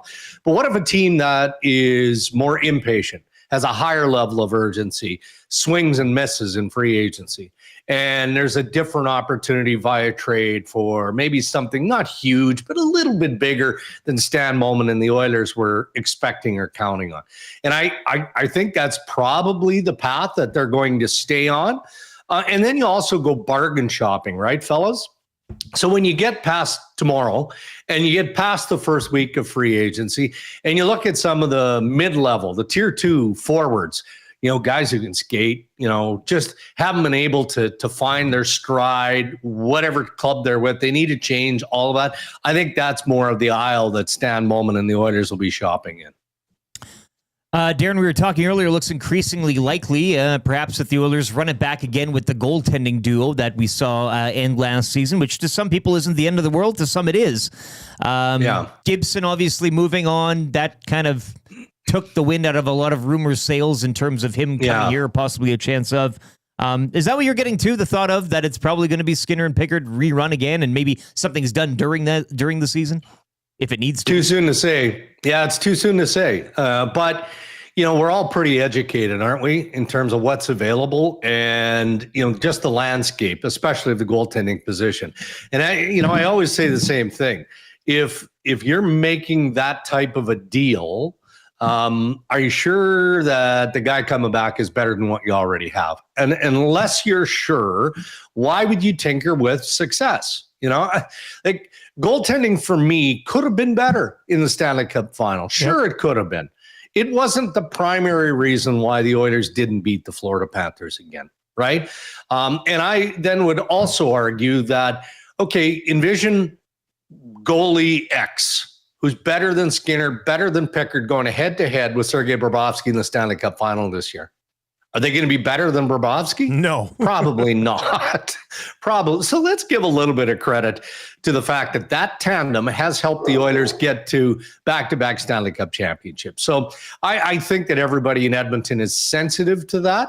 But hey, if a good young goaltender that we are unaware of pops into the market and you've got to give more than you're comfortable giving, should it be considered? I would say it should be. But I just don't see that piece available. And with all due respect to John Gibson, Edmonton could have made that deal 2 years ago. Yeah, he's been. Right? We have Gibson rumors for half a decade here. So, yeah. So that one didn't really surprise me too much. TSN Hockey Insider Darren Dreger with us on the show this morning. Dregs, let's flip over around the league here a little bit. What is the absolute latest on this Leafs Golden Knights Marner discussion? Yeah, well, it's an ongoing discussion, but I do think something is going to get done. Okay. And I look at the deal that Callum McCrimmon and the Vegas Golden Knights made with Nashville late last night. I mean, it was like midnight, 12:30 Eastern, and here I am pecking away at it. But it was interesting in that, and it was, what was interesting, there were layers of interest for me anyway. As soon as I posted that trade was going down, other clubs started hammering away. Nick Hague, Vegas should have got more than that for Nick Hague, based on what Kelly McCrimmon was hunting for at the draft. Okay, but then look at the two players that come back.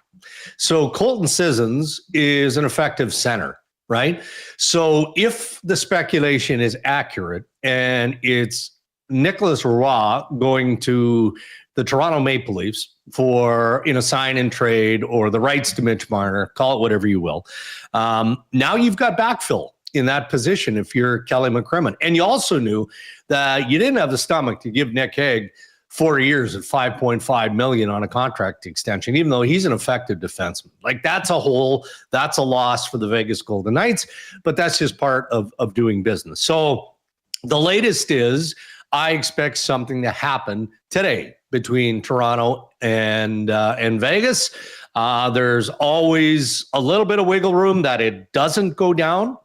And if it doesn't go down, fellas, that's where it gets scintillating. Yeah. Because look, I mean, if Kenny Holland knew that there was even a glimmer of hope that Marner was hitting free agency on Tuesday, I mean, he'd drive wherever Marner is from Los Angeles to try and scoop that kid as soon as the window opens.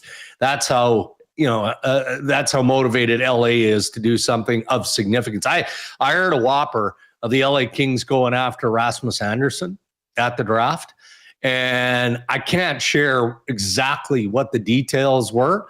It was a deal. It was Ken Holland stepping up to make a deal. And I don't think Anderson wanted to play in LA, and he's got trade protection. So anyway, I get a strong sense the LA Kings are swinging for the fence here. So that's why I'm, again, more inclined to believe that Vegas knows that's going to happen. And then, again, there's all sorts of ridiculous speculation.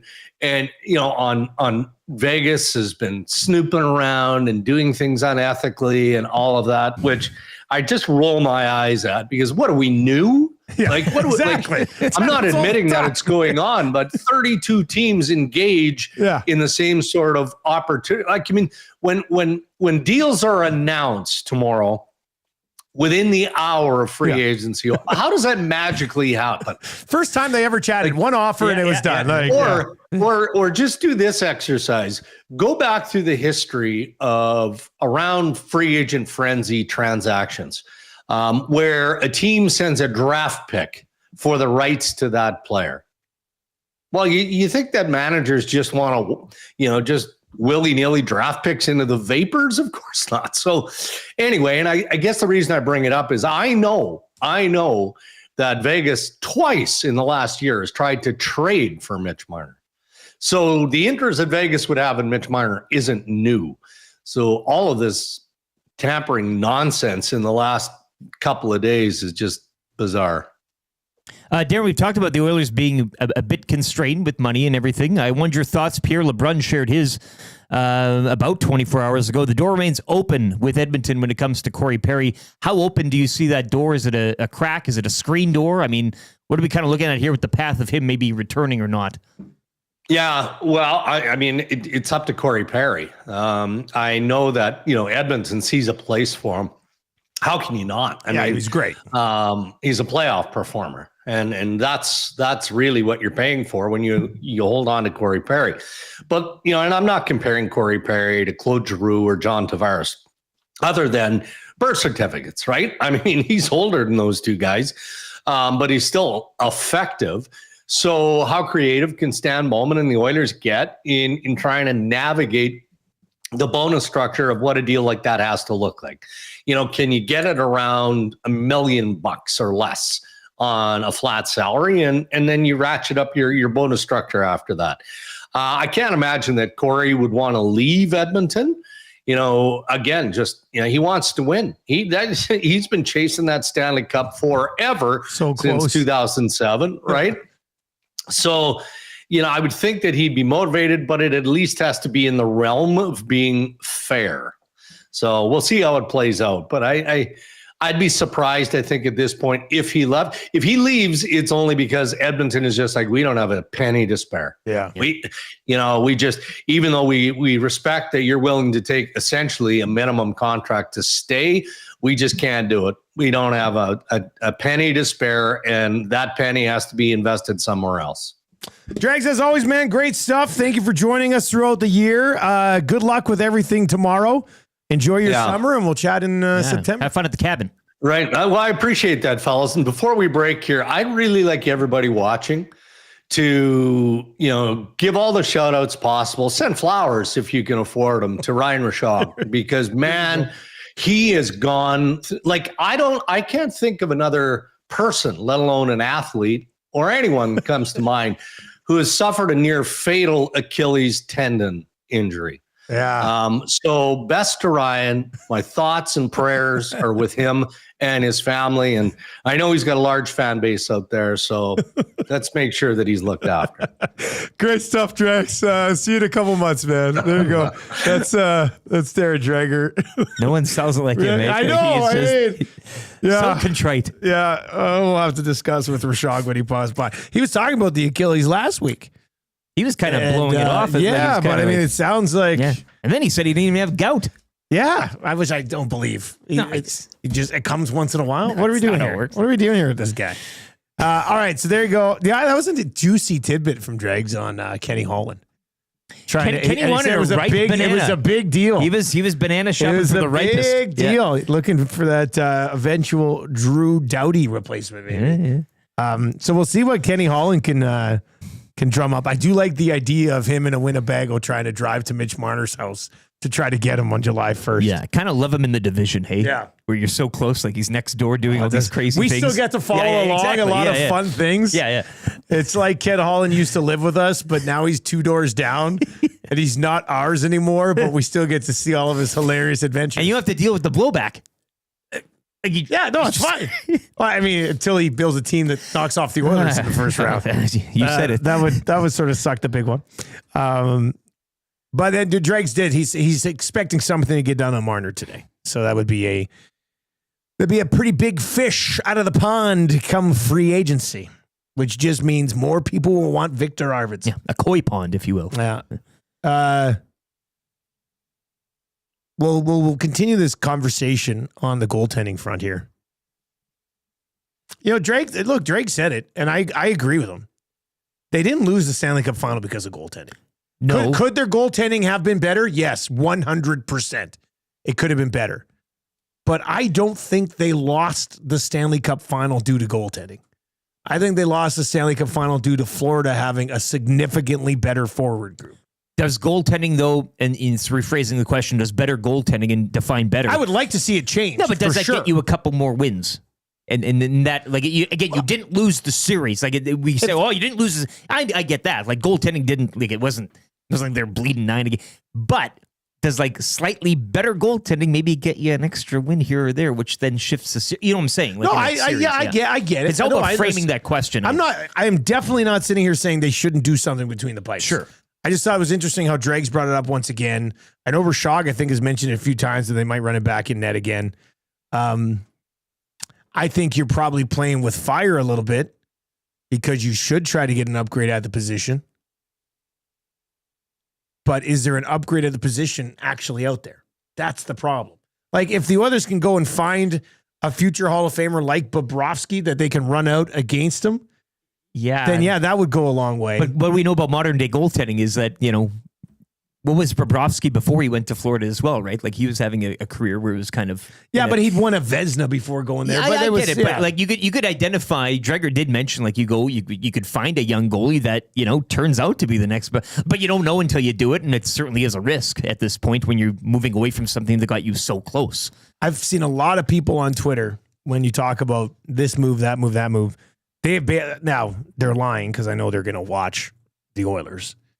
But I've seen a lot of people go, I'm not paying attention to anything unless they change the goaltending. Well, when you mentioned running it back, any fan, like, casually online, like, that is I think people have muted that phrase. The one situation where maybe you can address this with either upgrade / at least something different is Vancouver.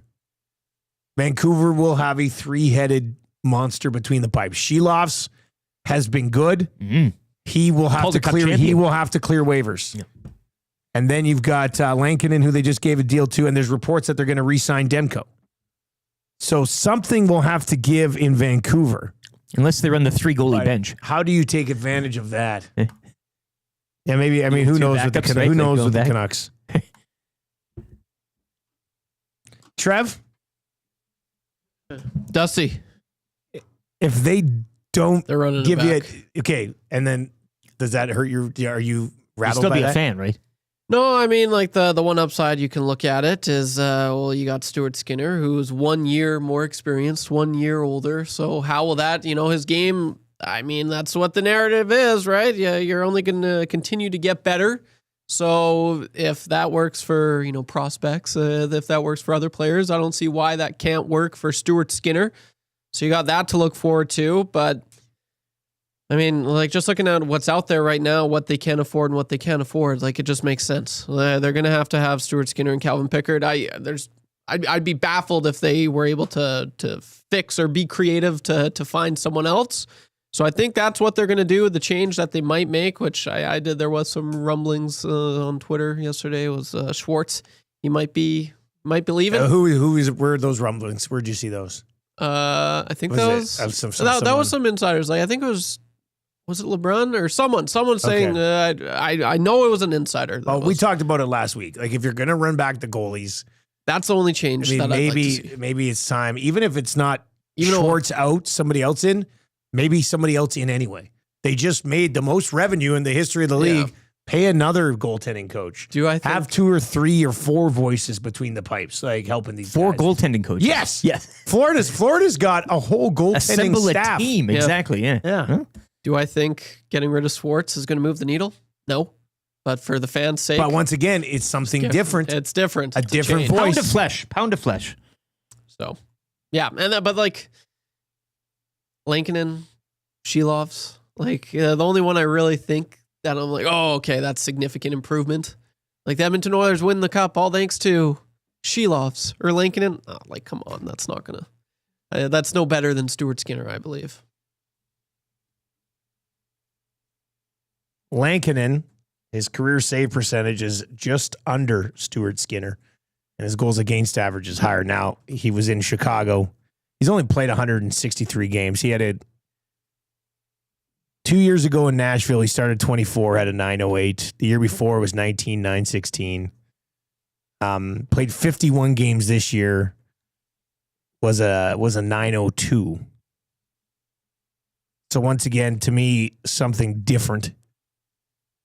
Shilovs is interesting because he had the push in the playoffs. In 19 career games, he has an 880 save percentage.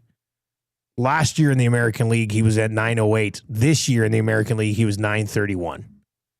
So extremely unproven, also different. Has had one really great year in the American League. Outside of that, in the American League, he's been very 905-ish. So Ukko-Pekka Luukkonen. I got time for that guy. Ukko-Pekka Luukkonen. Buffalo's it's the Sabres, man. Buffalo's pretty inept. The Sabres. Just Give him the end mark. Just for the name. Give me that name, baby. Well, we already said Ukachukka. Oh. Like we want that song for sure. Yes. He's 26. Once again, so here's like this is what always is so funny to me. And look, I like him because he's Finnish. Lankinen too. Sure. You guys know me and my Finns. It's your blood heritage. But he's, it's been 5 years in Buffalo. I'm assuming the deeper stats must show Luukkonen to be a good goalie. He had an 887 this year and has a career save percentage sub 9. So, it's like with all the of these Sabres. All these guys Sabres, are just with different. The Sabres. With the Sabres, for sure. I mean, but that's a gamble. He's a big boy like Skinner too. I don't know. I don't know what you're supposed to do between the pipes. I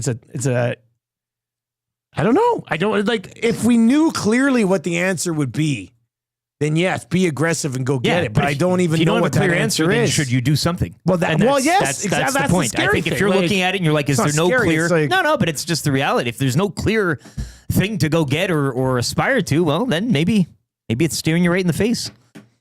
If you're watching on YouTube today, hammer the thumbs up for us. Let's pull through 150 here right away. Let's dive into your early bird bet of the day with our great partners over at Play Alberta.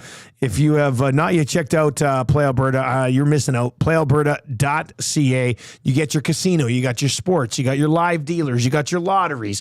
There's a ton of stuff going on over at Play Alberta, including on the sports betting page, on the quick links, EST specials. That's our little hub for all of the bets that we have. including today's early bird bet of the day. It's been boosted for you. So the best number you're going to find this at is with us.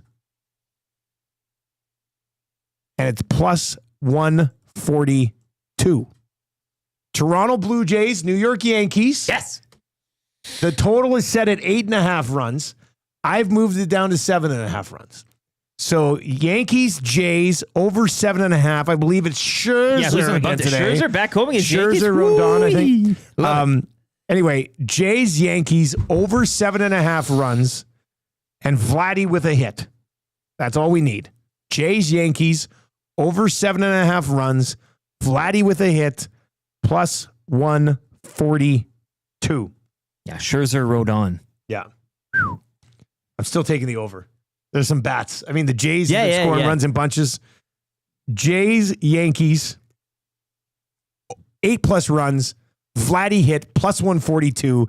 It's the first of a handful of bets that will be up there today. We'll have the early bird bet. We'll have Dusty's play of the day. We'll have a lock shot partner parlay. The DJ Dan will put together a grandest parlay. And then Jay's off this week, I think. So I'll probably be pinch hitting with Jay's play of the day as well. It'll be Jay's play of the day, but it's technically just Dusty's play of the day part 2. So we'll get into that as well. If you know you downloaded the Play Alberta app, please do. Make sure you always use your game sense when you're playing over at Play Alberta. Ooh, we got a CFL fantasy. Is this the commission? I have moved. No. Is this the commission? No, I have moved into a tie for first place. Good for you. Yeah, this is a nice start to the season, and I've been kind of piecing things together. With how many other teams? Is it tight at There's the top? There's 2 teams. If the Sacramento Gold Miners are 3-1, my Norfolk Pirates are 3-1. Okay. Las Vegas Posse 2-2, Atlantic Schooners 2-2, Baltimore Stallions 1-3, Birmingham Barracudas 1-3. Oh, so no offers. Chairs going down. Everybody's got a. All right, on the way next, Brock Boeser? What? Where do you come out on the Oilers? Would Brock Boeser be a guy you lock in next to Leon Draisaitl? Like, wait, what's Boeser's number? Like, to me, if the Oilers are going to get a guy like Brock Boeser, they're going to have to do it at like 6 or less. Too much. I don't see how they afford him. But we can get into that conversation a bit. If they get creative, though, then there'd be a way. Creativity, I see. Yeah. Well, what say you on Brock Boeser? Is he a piece that helps you win the Stanley Cup? Because that's what it's all about now. Is he a piece that helps you win the Stanley Cup? 780-218-9999. 780-218-9999. And that's a good first real positive steps in the right direction for season-long CFL fantasy. I can't wait to hear this whole thing broken down. Happened at the Elephant and Castle in Winnipeg on Wednesday. More on that coming up in a little bit. Let's get to a sports update right now for the fine folks at Park Mazda.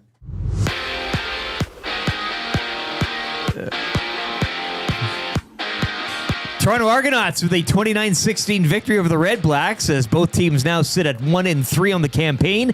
Week 5 in the CFL kicks off Thursday between the Stamps and Bombers from Calgary. Elks are back home to host Ottawa on Sunday. Over to the NHL, where the Bruins have re-signed Henry Yokoharu this morning, Michael DiPietro, and Johnny Beecher, while Vegas have traded RFA defenseman Nicholas Hague to the Preds. Stingers back over 500. They're 7-6 now following a 98-81 victory over Scarborough last night. The club will remain at home and host Montreal tomorrow, tip-off at 4. Over to the Diamond, where the Jays take 2 of 3 from the Red Sox over the weekend following yesterday's 5-3 victory. They're back home to host the Yankees tonight for 4. First pitch, 5:07. Max Scherzer gets the start for Toronto. Riverhawks finishing the first half of the West Coast season 12-11. They're back home to kick off the second half. Canada Day tomorrow against the Port Angeles Lefties. First pitch, 7:05. Cactus Rats back on the Diamond as well tonight. They're up in Fort McMurray to battle the Giants. Aldrich Potgieter made an 18-foot birdie putt on the 5th playoff hole as he takes the Rocket Classic for his first PGA Tour title. And over to the Gold Cup, where Canada surprisingly bounced by Guatemala as they fall 6-5 in penalties. Guatemala will now advance to face the USA in the semis. Sports Update is brought to you by the great staff at Park Mazda and dealer principal Mitch Lewicki. Check them out today in the park or online at parkmazda.ca. Hi there. If you're like me, you like to picture yourself in luxury, even though there's absolutely no way you could afford it. And if you can, well, even better. Thankfully, I picture myself in something that is luxury, but still absolutely affordable, like the all-new Mazda CX-90 from Park Mazda. With the new luxury features like facial recognition settings and quilted detail Napa leather seating, I can pretend to be comfortable with all of my proper settings activated without even touching a button, thanks to Mitch Lewicki and the great staff at Park Mazda. I like to picture Mitch Lewicki as newborn 8-pound, 6-ounce Mitch Lewicki. You can picture grown-up Mitch, or teenage Mitch, or bearded Mitch, or whoever you want. Park Mazda, your dealer for life in Sherwood Park off Y Road, parkmazda.ca.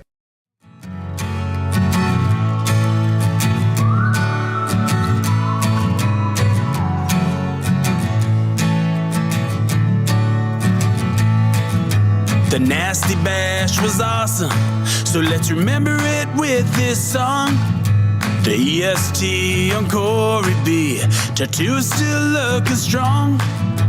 6:30 wasn't working, so old Smash Smash said so long. AM Nasty C and Frazier yelling, turn your headlights on. 1, here comes the 2 to the 3 to the 4. Tommy met a new girl heading out the door. Normology's stripping, his shirt just hit the floor. Oh my, good lord. Someone poured me birdie booze on a shot ski. Now you know Reed Wilkins was a mystery. X-Ray J's pants got a little pissy. Everybody at the bash was a nasty. Everybody at the bash was a nasty. Everybody at the bash was a nasty. 6 o'clockers right and left, let me pour it on your head. Moment we won't still forget. Hey Norm, Fergie's backflips let us in. Made the last table again, rode it out till 2 a.m.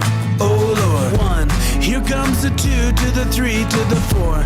Tommy met a new girl heading out the door. Normology's stripping, his shirt just hit the floor. Oh my, good lord. Someone poured me birdie booze on a shot ski. Now you know Reed Wilkins was a mystery. X-Ray J's pants got a little pissy. Everybody at the bash was a nasty. Everybody at the bash was a nasty. Oh, how about that? Everybody at the bash was a nasty. We're a week and a day away from the EST Golf Classic. Going to be a glorious day. I did take a peek ahead. To see our golf tournament day weather. Tell me. Do you want to hear it? Yes. Do you really want to hear it? Tell me. Are you sure you want yes. it? 100%? Seriously, tell me. All right, next Tuesday. So it looks like Thursday, Friday, Saturday, Sunday, we're going to get rain. Highs around 20. And I'm like, oh no. Not ideal. But next Tuesday, we will be at the ranch. Yes. For the second annual EST Golf Classic, now presented to you by our partners at Play Alberta. A high of 25 degrees and sunshine. On Monday, it's 22 with a mix of sun and cloud. On Wednesday, it's 26 with a mix of sun and cloud.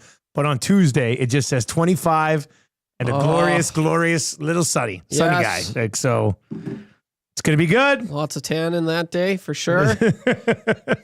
That'll be good, man. I can't wait. It's going to be really I'm practicing on my swing. Have you? So is Coob. I can't wait. Of course, Coob. I want to see you. I can't wait to hear what Coob's team has to say about his golf. I think that was one of my highlights. Oh, God bless. That was one of my highlights. Oh, look at this. We're going to get to, that's good coming up here. He's a very kind guy. Oh, this looks nice. Nice. It feels like it's a little bit heated, but not too much. Really? I think you might have got mine. Why? Mine's cold. LT. No, it's all good. What's up, LT? You heated them up a little bit, didn't you? Yeah. Oh. Anyway, we'll get to them. That's good in a second. I was just talking about golf tournament is 20, 25 and sunshine next week. Mm-hmm. Beautiful morning show. It'll be great. Long range forecast day. Yeah. That should be good. All right. Keep the text messages coming in here. 780-218-9999. I'm going to say, I think the highlight of the tournament for me last year, there's a lot of highlights, but I think what I thoroughly enjoyed the most was like when the tournament was beginning and you see everybody drive by you. And I saw Curtis Stock drive by with Zaktikov riding shotgun. And I was just like, oh my God, Stocker's going to absolutely lose it. Zach, the biggest smile on his face. Yeah, just so happy. Oh my gosh, like a kid on Christmas. Yeah. Just riding away with That was Stock. too funny, man. On the horizon, you just see Zach's head bobbing. You know he's in conversation. Oh, that was awesome. Or yeah, that's actually a really good poll. I liked it's also Coob related when all of a sudden we're recording, you just see a big bird in the background just coming closer, and it was Smash. Yeah, another Smash appearance this year? Why not? Gotta be, I think. You just, that was so awesome. Just all these people getting ready to call, going to the driving range, and just one person coming forward. just hold. Oh, yeah. So good. Well, yeah, and then he comes up top there on the patio, comes over, says hi to us, and then I look over, and 2 minutes later, he's holding his head that you can't in do his that. arm. I'm like, no, you're the mascot. Mascotting 101. Yeah. No, you never take your head off as the mascot. There's a kid around. I mean, come on. Ever. So, yeah, that wasn't a good look, but it should be a great time. Looking forward to it. Play Alberta EST Golf Classic going down next Tuesday for everybody who's going to be there. Yeah, let's have a fun time. Be safe, no drinking and driving, and I think it should be a pretty good time. We'll get to that text from Bill Rubin when we get to that's good because that's arousing me right now.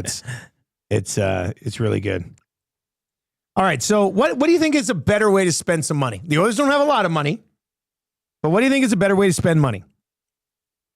All your money on a guy like Brock Boeser, or, like a combination of Nick Bjugstad, fourth line right shot center, somebody else to play. Maybe you bring back Connor Brown. So are you okay with a bottom six that has maybe Matt Savoy as a third line winger next year, Noah Philp as a fourth line center, Max Jones is playing on your fourth line left wing, but you add another winger to play with Leon Draisaitl? Would you rather spread it around up front or dump it all into a top six winger up front? I guess that's the question I'm asking. What do you think? No, I like spreading it around. I think I'd probably spread it around. I like spreading it around. Yeah, it's very sexy to go out and get the one. As Craig Button said, do they hate Leon Draisaitl with not giving him any? But I think too, a player such that will help Leon Draisaitl maybe isn't necessarily Boeser's a good hockey player, but guys that go in there and retrieve and dig and do some stuff, and I don't know if that's necessarily top of mind when it comes to Boeser's game. So it's sexy, it's appealing, it's a name. He puts up points. He's done it against the Oilers. But I like spreading it around. But look, what did we just say about Florida? They won that Stanley Cup because they had a deeper forward group. That's what it was. Right? So if you're the Oilers, you need to come up with a deeper forward group. Adding one big piece in your top six does not make you a deeper forward group. Trev, would you rather try to pump it into one top six forward or spread it around a little bit, middle six, bottom six? Yeah, this is tough because I feel like maybe the Oilers have done that in past years prior, trying to spread it around as much as possible. And, you look at the Florida Panthers, you mentioned there's no Bennett's out there right now. They just got extremely lucky with, the term and the cap for all these players, the depth that the Florida Panthers have, right? The Oilers don't have that luxury right now, and you're not going to go out and get that. You're not going to get any, Bennett's out there, Brad Marchand's out there for a really good price. That's just, you look at the players out there. It's not how it's going to work for them. So, yeah, I like the idea of spreading it out, but also I like the idea of Leon Draisaitl finally having someone to play with on his line. We brought it up last week. Who's been his winger? We don't really know. He hasn't had a winger. He's been with the organization for, almost over 11 years now, and you can't tell me who he's had really good success with that has been here for more than a year and not named Connor McDavid, right? So as much as I buy into the idea, I love depth. I think scoring depth really helps. I really want to see them go out and get a big fish for Leon. I really do. And it's tough because it's also a gamble. It's a risk. You saw how that panned out last year. They tried, they shot, and they missed with Victor Arvidsson and Jeff Skinner. Brock Boeser is the person that I'm kind of referring to, and I think we're going to get to. Yeah. That's the guy I want to see. And so if you have $7 million, you'd rather spend it on Boeser and then have Max Jones and Noah Philp on your fourth line? Yeah, you know what? Maybe I will. Yeah, you know what? I will. You look what Leon was able to do this year with Podkolzin and Arvidsson. Like, look at the numbers those guys had. This was by far, Leon Draisaitl came out and said this was his best year personally.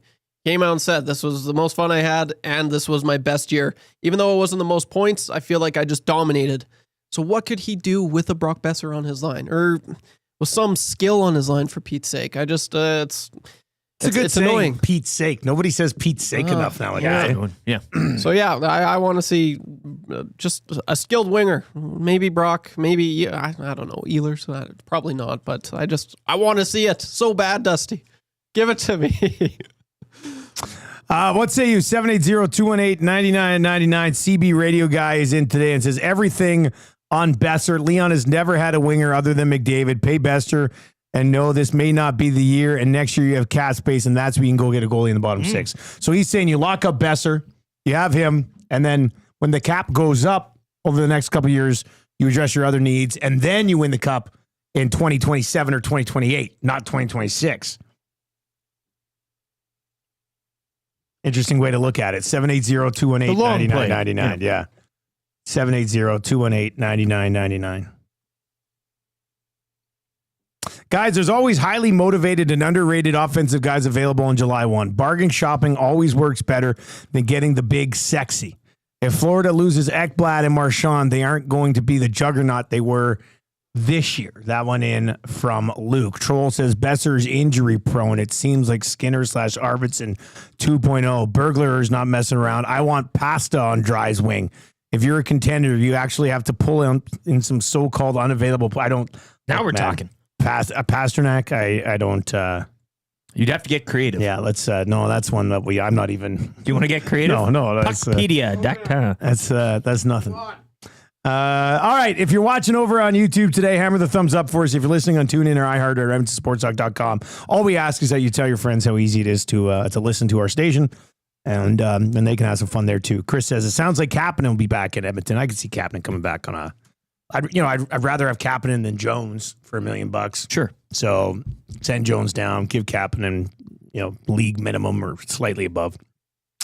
Anyway, let's dive in officially. That's good. You've already, you crushed that. You crushed through your breakfast. Well, yeah, you guys were today. talking about Boeser and everything. It's delicious. I heated it up for a bit, not too hot. Just a little bit. Yeah, in the fridge over the weekend, they get kind of solid, so. That's good, though. It's great. It's the ultimate road trip snack. If you're heading out on a road trip, and we are, Tam and the kids are coming with me. We're driving down to Calgary for the Bombers Stamps game on Thursday. And we might have to pick up some paninos for the road trip on the way down. Why not? Yeah. Kids will love it. Why not? And then maybe a cream horn for dessert? Oh, a cream horn treat. Never had a cream horn. Who says no? Come on. Do it. This is 1,000 likes. 1,000 likes. I'll try a cream horn. Okay, so here's the. First of all, I want to get to this text from Bill Rubin texting today. Hey guys, I just wanted to let you know that I started watching the CFL based on the positive feedback on your station, and I'm really enjoying it. I enjoy betting it, and I think Dusty's amazing at calling it. All around a good experience. Thanks for the nudge. JK, come on. That's great. Hell of a testimony. He didn't say JK, he said thanks for the nudge, JKB, which would be maybe it's new handle. But I love seeing that. All right, so for all of you deniers out there who won't give it a shot, listen to old Billy Rubin here. Started to watch the CFL based on the positive feedback on our station. He enjoys betting it. That's one way to get in. Sure. What would be another way, Dustin? Fantasy. So weekly fantasy. So yeah, we're at Elephant and Castle crushing some tendies. I only went there twice for tendies this trip. Hey, I'm not back in Winnipeg. I looked. I'm not back in Winnipeg for over a month. Oh no! So that means I don't get tendies again until late August. I think maybe even September. I might not be there. Let me see this. I'm not sure I'm in Winnipeg for the rest of the summer.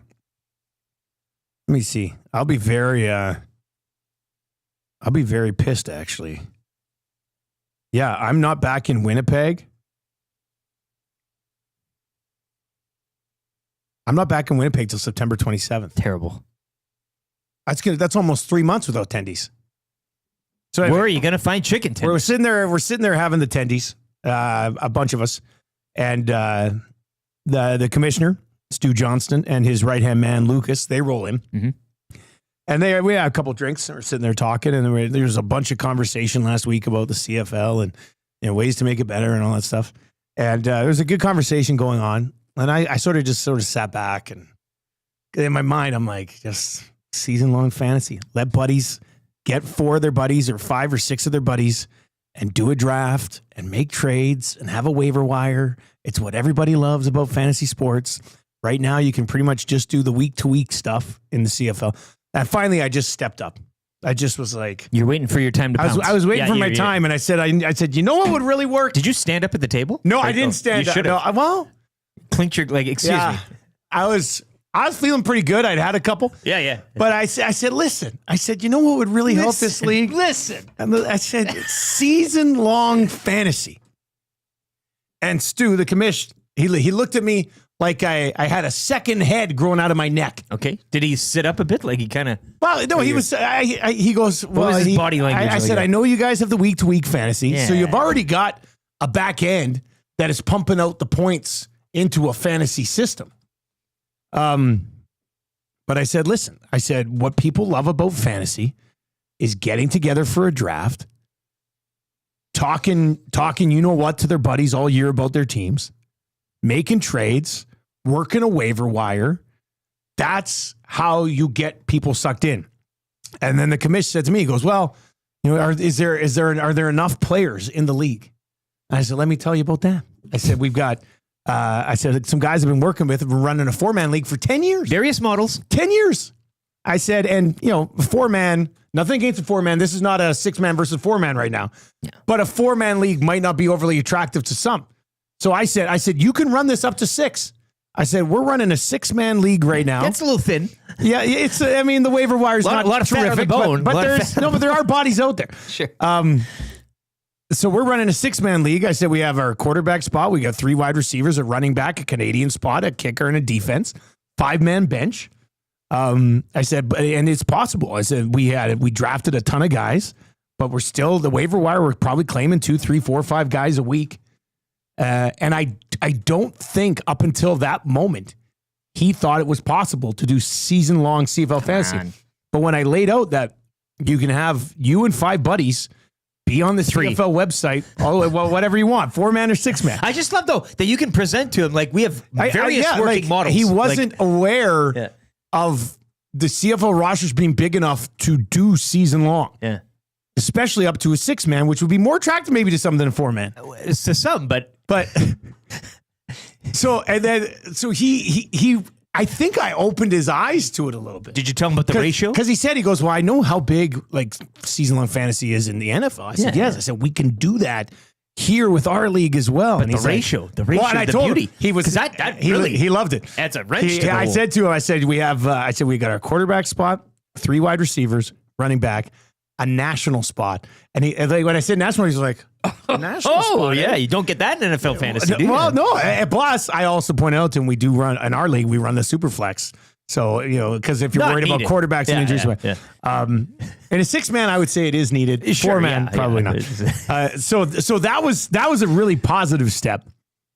And he's coming through Alberta this week.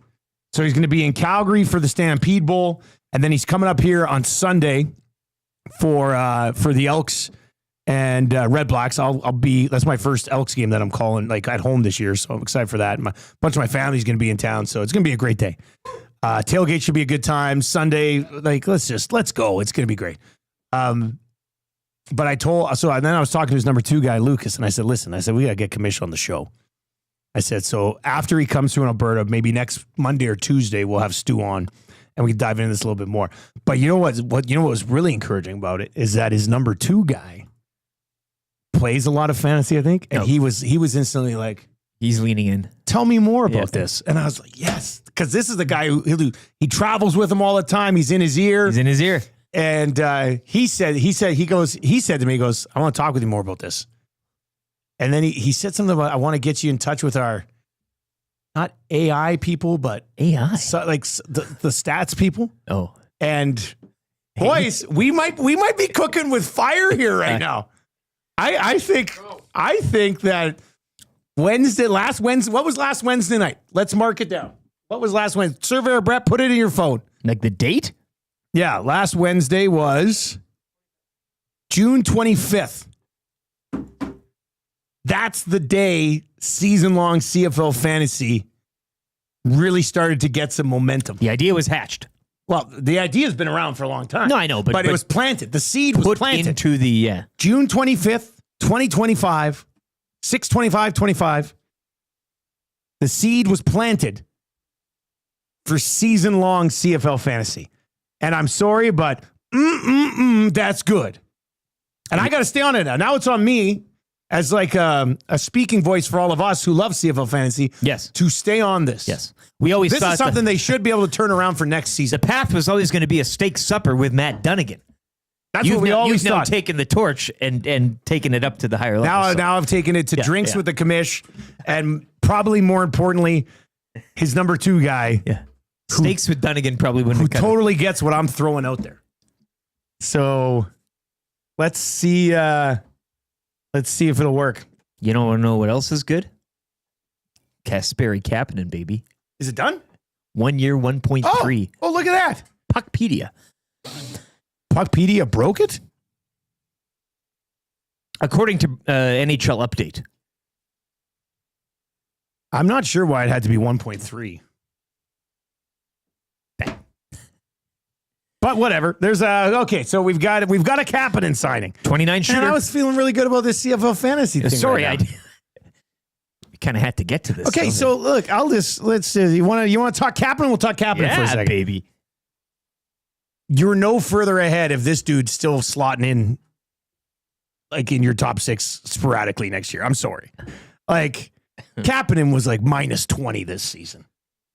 Yeah, no. I don't think he should have got 1.3. Brought a little energy at times. Somebody on the market was going to give him 1.5, so you got him for 1.3. Come on. Yeah. I like Kapanen. He's a 4th liner / 13th forward. I think he is. But I don't know. I don't think it had to be 1.3.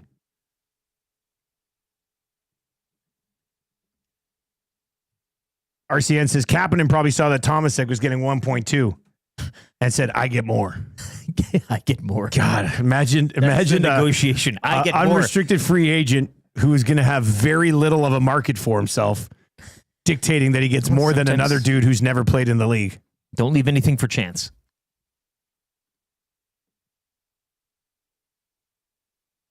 Now, this Kapanen deal's a bit of a buzzkill on my CFL high I was on. No, right no, now. you did not that I don't like the guy, but like 2 different worlds. Yeah, that should not affect your. We're such a good groove that doesn't there. affect your.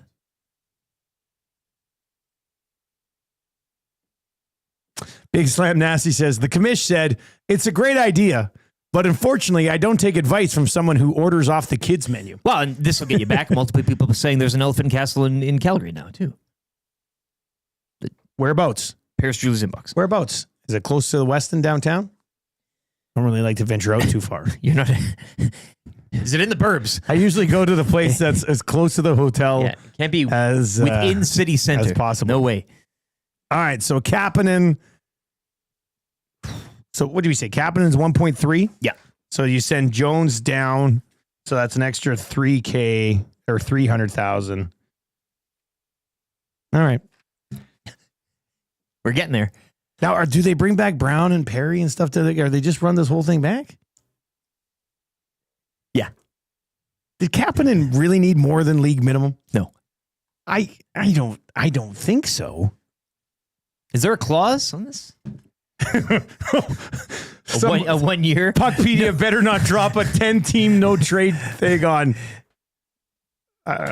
We better check that, eh? Like.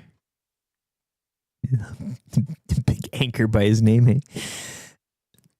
That would be that'd be something. That would be an interesting look. You could say though, Matthias Janmark got one. There's no anchor next to Kapanen's name right now. right now. As of this moment, they have 11 million. It was 12.3 million. Now it's 11 million in cap space. But like I said, you bury Jones, it gets you back up to 12 mil. So you have 12 million. 10 of it will go to Bush. You got 2 million. If they can move Arvidsson, you'd have $6 million in cap space heading into free agency. You add Kapanen to the list of forwards right now. That'll give you 1, 2, 3, 4, 5, 6, 7, 8, 9, 10, 11, including Matt Savoy and Tomasek. So that's the latest. Kapanen staying in Edmonton, getting 1.3 mil on just a 1-year deal. Rick will have more on that during the update. We need somebody to play kind of... Anyway, positive steps for season-long fantasy, I think. I love it. And I got to stay on his number 2. I can't just bother the commish every single day. Did you get his number 2's phone number? Who's that? The number 2. Oh, yeah, I already had his number. I've chatted with him a bunch of times. We just never got it both. Yeah, I know him. This I know. is a face-to-face. Yeah, this is a good face-to-face. This is... Yeah, pretty big moment. You know, his drink order now and everything. Like, you can really kinda well, and get this. I don't know if it's because he liked the idea so much, but picked up the tab. Picked up the tab for the night. I said, "You sure about that?" I got about 6 double spiced rums on there. How about that? You sure you want it? But no, it was nice. Picked up the tab as well. All right. We need somebody to play kind of easy trivia. Gift certificate to Mr. Mike's is up for grabs. If you want to get your hands on that, text Trev right now. 780-218-9999. 780-218-9999. Kapanen back as the Oilers take care of business. No cap. Before free agency. Oh, yeah. Kapanen's back. No cap. That's truth. Right? Yeah. That's truth. Yeah. If you want to play kind of easy trivia, text Trev right now. 780-218-9999. 780-218-9999. Gift certificate to Mr. Mike's where Platterpalooza is on now. Dun, dun, dun, dun. We'll get to that coming up. Rishaug, I don't know, it depends on his Achilles and his gout, but I think he's going to join us around 8:30 today. How would he not want to talk about the Kapanen news? So we'll get into that as well. But if you want to play trivia, 780-218-9999. 3 questions too many. Locked and loaded here in the next 10 minutes as well. Don't go anywhere. Here's the update with LTE for Windsor Plywood Leduc. The Edmonton Oilers are re-signing pending UFA forward Kasperi Kapanen to a 1-year, $1.3 million deal. Kapanen, 13 points in 57 games last season. Else for the Bruins, they've re-signed Henry Yokoharu, Michael DiPietro, and Johnny Beecher this morning, while Vegas overnight trading RFA defenseman Nicholas Hague to the Preds. Stingers back above 500 as they defeat Scarborough last night, 98-81. They'll remain at home and host Montreal tomorrow, tip-off at 4. The Argonauts improved to 1-3 with a 29-16 win over the Red Blacks last night. Week 5 kicks off Thursday from Calgary. Stamps and Bombers. Elks are back home to host Ottawa on Sunday. On the Diamond, the Jays are home to host the Yankees for 4 beginning tonight. First pitch 5:07. Max Scherzer, the scheduled starter for Toronto, as the Jays took 2 of 3 over the weekend from the Red Sox. Riverhawks are back home for Canada Day tomorrow against Port Angeles. First pitch 7:05. Hawks finishing the first half of the season with a 12-11 record. Energy City Cactus Rats are back on the Diamond tonight. They're up in Fort McMurray to battle the Giants, while Canada bounced by Guatemala 6-5 in a penalty shootout at the Gold Cup, as Guatemala will advance to face the USA in the semifinals. Sports Update brought to you by Windsor Plywood Leduc, locally owned and operated, serving Leduc and the surrounding area since 1993. Doors, flooring, baseboards, and of course, plywood. Go see the knowledgeable staff at Windsor Plywood Leduc.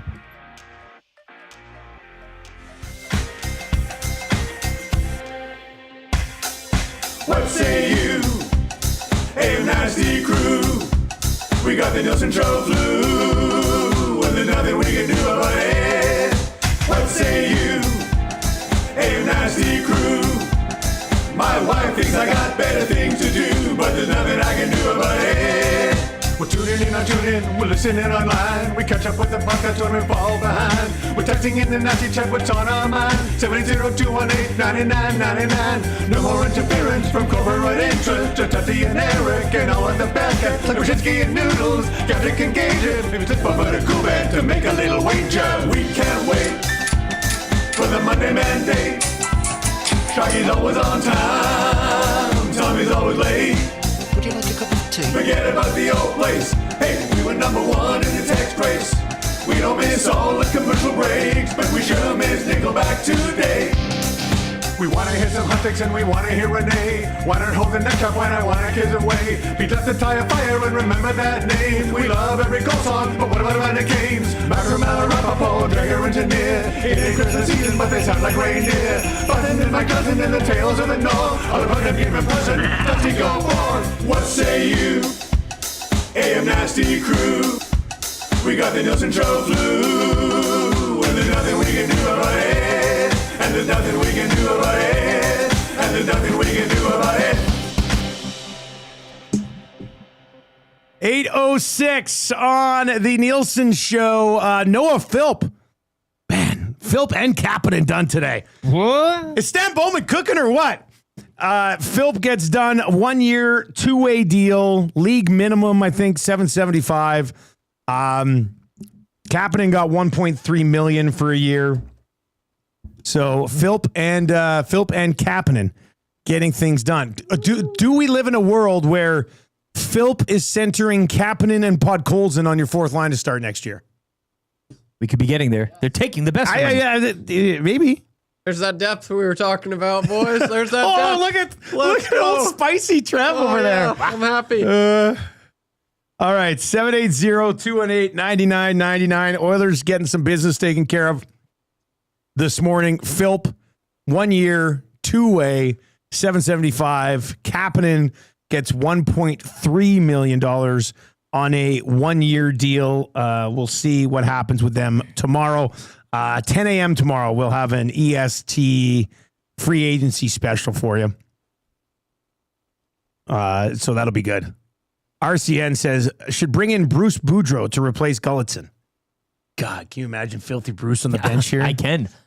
Still does radio hits with us every second week on all topics around the league, but mostly wrestling. And I like a common, cool, collected head coach in Knobloch just standing there. And Bruce absolutely losing his mind as the bulldog, you know, like just raging. Knobloch's coming, get him, boy, get him. Gotta. Oh, God. That'd be a hell of a tandem. That would be funny. All right, here's hour number 3. We're coming at you from the Popeyes Louisiana Kitchen Studio. Get those little summer snack wraps available right now over at Popeyes. They are absolutely delicious. Edmonton Sports Talk is presented to you by our partners at Play Alberta. Download the Play Alberta app today and join us over there. We'll have many EST specials popping up throughout the day today. The Nielsen Show is brought to you by Southfort Chevrolet. Drive a little, save a lot. Check them out. Go see Daniel and the Dream Team, www.southfortchev.com. We're going to get to kind of easy trivia. Trev's tracking a guy down right now. Let's find out what's on the docket over at Mr. Mike's right now.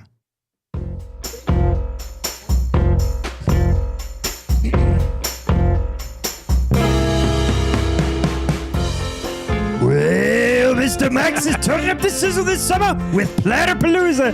From barbecue rib platters to coastal combos with lobster and prawns. It's big flavor all summer long. Plus, headed for your shot at sizzling summer prizes.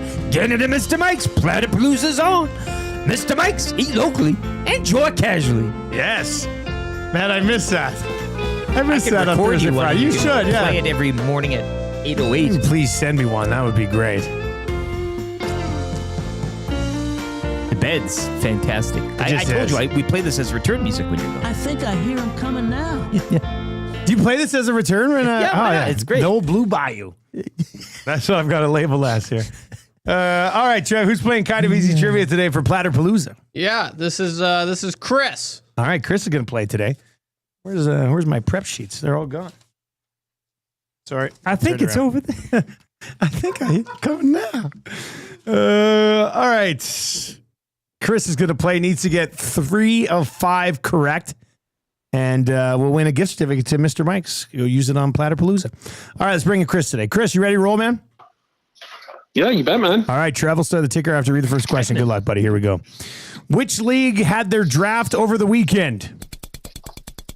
NHL. How many picks did the Oilers have in the first round? 0. Which major NHL event begins tomorrow? Free agency. Did the Blue Jays win yesterday? Yeah, they did. True or false? Canada won their match at the Gold Cup. Just play Club Beat Loop Remix.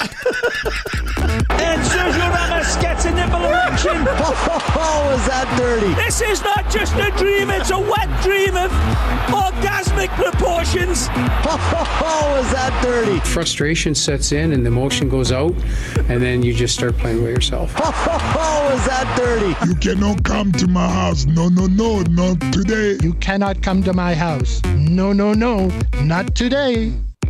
I think I hear him coming now. All right, there you go. That was Chris. He was cruising along. Got slightly awkward at the end there. Yeah, he wanted to spike the ball and kind of Kerwin Belled himself in a sense, eh? Like, still celebratory. I mean, he's what, Mr. Mike's. We were watching on Saturday after the Riders game. We just went to the bar in the Delta there. Yeah, and CFL all-time bloopers or CFL wacky. It was like a 30-minute show. Was it Marissa Roberto? She's hosting it. And I thought we watched most of it. But they didn't show Kerwin Bell spiking himself in the nuts with the ball. Was Ridgway's kick? Was it that show? Because I think they had a show on before the game as well. It was the show where like Sean White had a field goal attempt. With the ball and like, I won. Like, I don't know. Maybe we picked it up. Partway through, they had Machocha celebrating preemptively. I think you're right. It was kind of like wacky. It was a wacky things. Yeah, because Sean White had a kick that was going in, and then the wind like stopped it and pushed it to the right. Yeah. And they had like people talking about it and stuff. So I was waiting. I was like, oh, well, they got a little bit of time left here. It's got to be Kerwin Bell spiking himself in the nuts. Greatest celebration of all time. But apparently it wasn't. A lot of things happened at Skydome when they used to play football there. Do you remember the lady that ran into that advertising board? That game they played, they'd blindfold somebody. Yeah, I do remember. And she was just chugging it. She slammed that thing. God, what a moment. God, that's funny.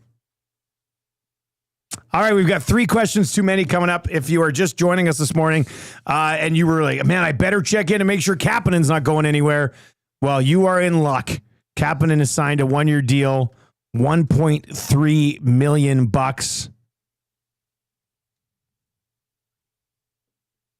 We'll see where he factors in. Obviously, the coaching staff liked him, played him a little bit higher up in the lineup at times. Had 6 points in 12 playoff games, 3 goals, was minus 16 during the regular season, and was a waiver claim who now got 1 year, $1.3 million. So good for him. Good for his camp. That's he's got to feel pretty happy about the position that he's in heading into the season, I would believe. Who's the agent? Just trying to think here. Marcus Leto. Well, yeah, Marcus Leto. Was he not Paulie Harvey's agent? Interesting. Looks like this thing just this guy. This has been bojangled. What does this mean? All right, let's get into 3 questions. 3 questions too many today. Lieutenant Eric, do you have a liner for the segment? Yes, 3 questions too many, brought to you by the great staff at Park Mazda. It's 1.3 because Mitch already put in an offer for $1 million. Park Mazda, your dealer for life.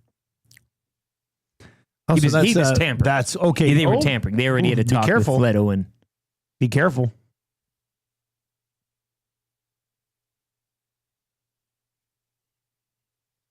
Ride the Pine says, any talk about some of the new rules from Batman today? Is that supposed to be a Batman message? Or is something going on with Batman? The Batman. I'm kind of curious. I am the Batman. I think I prefer new rules from Batman. Sure. But I'll take new Batman rules. Gord says, Kapanen easily $500K too much for a guy on his way out of the league last year on waivers for last time. Can't even fully bury his cap hit. Rip City Step says, not a single mention of the Aiton buyout yet. Yeah, that's a big man that could be available for the Lake Show. Hashtag Association City. Can't talk about it too much. Do we have a Twitter account? You can bet we should have talked about something related to the NBA over the weekend. Hey, you can bet on it. Bet. Beasley? Yeah. He's under investigation. For throwing games. I don't know, This is the world we live in now. somebody should I be don't under know. investigation all the time for doing something in sports for betting. I mean, Well, because it's just how it works. And you think he's the only one? You know what I mean? Like, people commit crimes and get away with them every single day. Yeah, to And me, we're like, it's oh my just- God, this is a You're nerve. You're stupid enough to get caught. Yeah, exactly. Right? Yeah. Same with the roids. You know, I piss test everybody here once a month. Yes. And only 2 guys have tested positive for steroids. And I'm like, how are you this stupid? We know when the tests happen. Like, come on. And yeah. God. What was it? Zach and Hernan. Unbelievable. Ontario Smith with the Wizinator, right? Wasn't that the thing back in the day? Vikings running dialing it back a little bit. Yeah. All right. What's our Twitter account? You can follow Edmonton Sports Talk at YEG Sports Talk. That's YEG Sports Talk on X. Facebook account, Instagram, TikTok, YouTube, of course. We're sub-season, right? What are we at? We're in hot pursuit of WST right now? We're like 60 subs away from 13,000. So it's been a good couple months. So if you've not yet subbed to our channel and you're watching right now, we know there's lots of you who just watch, but don't sub. Please subscribe to the channel. We think you like our stuff moving forward here. We keep talking sports 24/7 year round on Edmonton Sports Talk. Question number 1. This is an interesting one. Not that I was expecting them to add a bunch of pieces here at the deadline, but how do you sell McDavid on the future of the Oilers when they have one of the worst pipelines in the league? Well, not the distant future. Like you're kind of I don't think you're going to tell Connor, in 15 years, Tommy Lafreniere will be ready. You're looking at the window that they're in, right? That's the future, right? Isn't that the definition of the future? When they're sitting there talking when Jackson and Boeser are talking with Connor last week, they're not sitting laying out a 10-year plan, I don't think. Well, I mean, if they wanted to get him for 8, I guess they could be laying out. I think they're saying, here's the window. Here's a 5-year window. Yes. Here's how we're going to be overly competitive.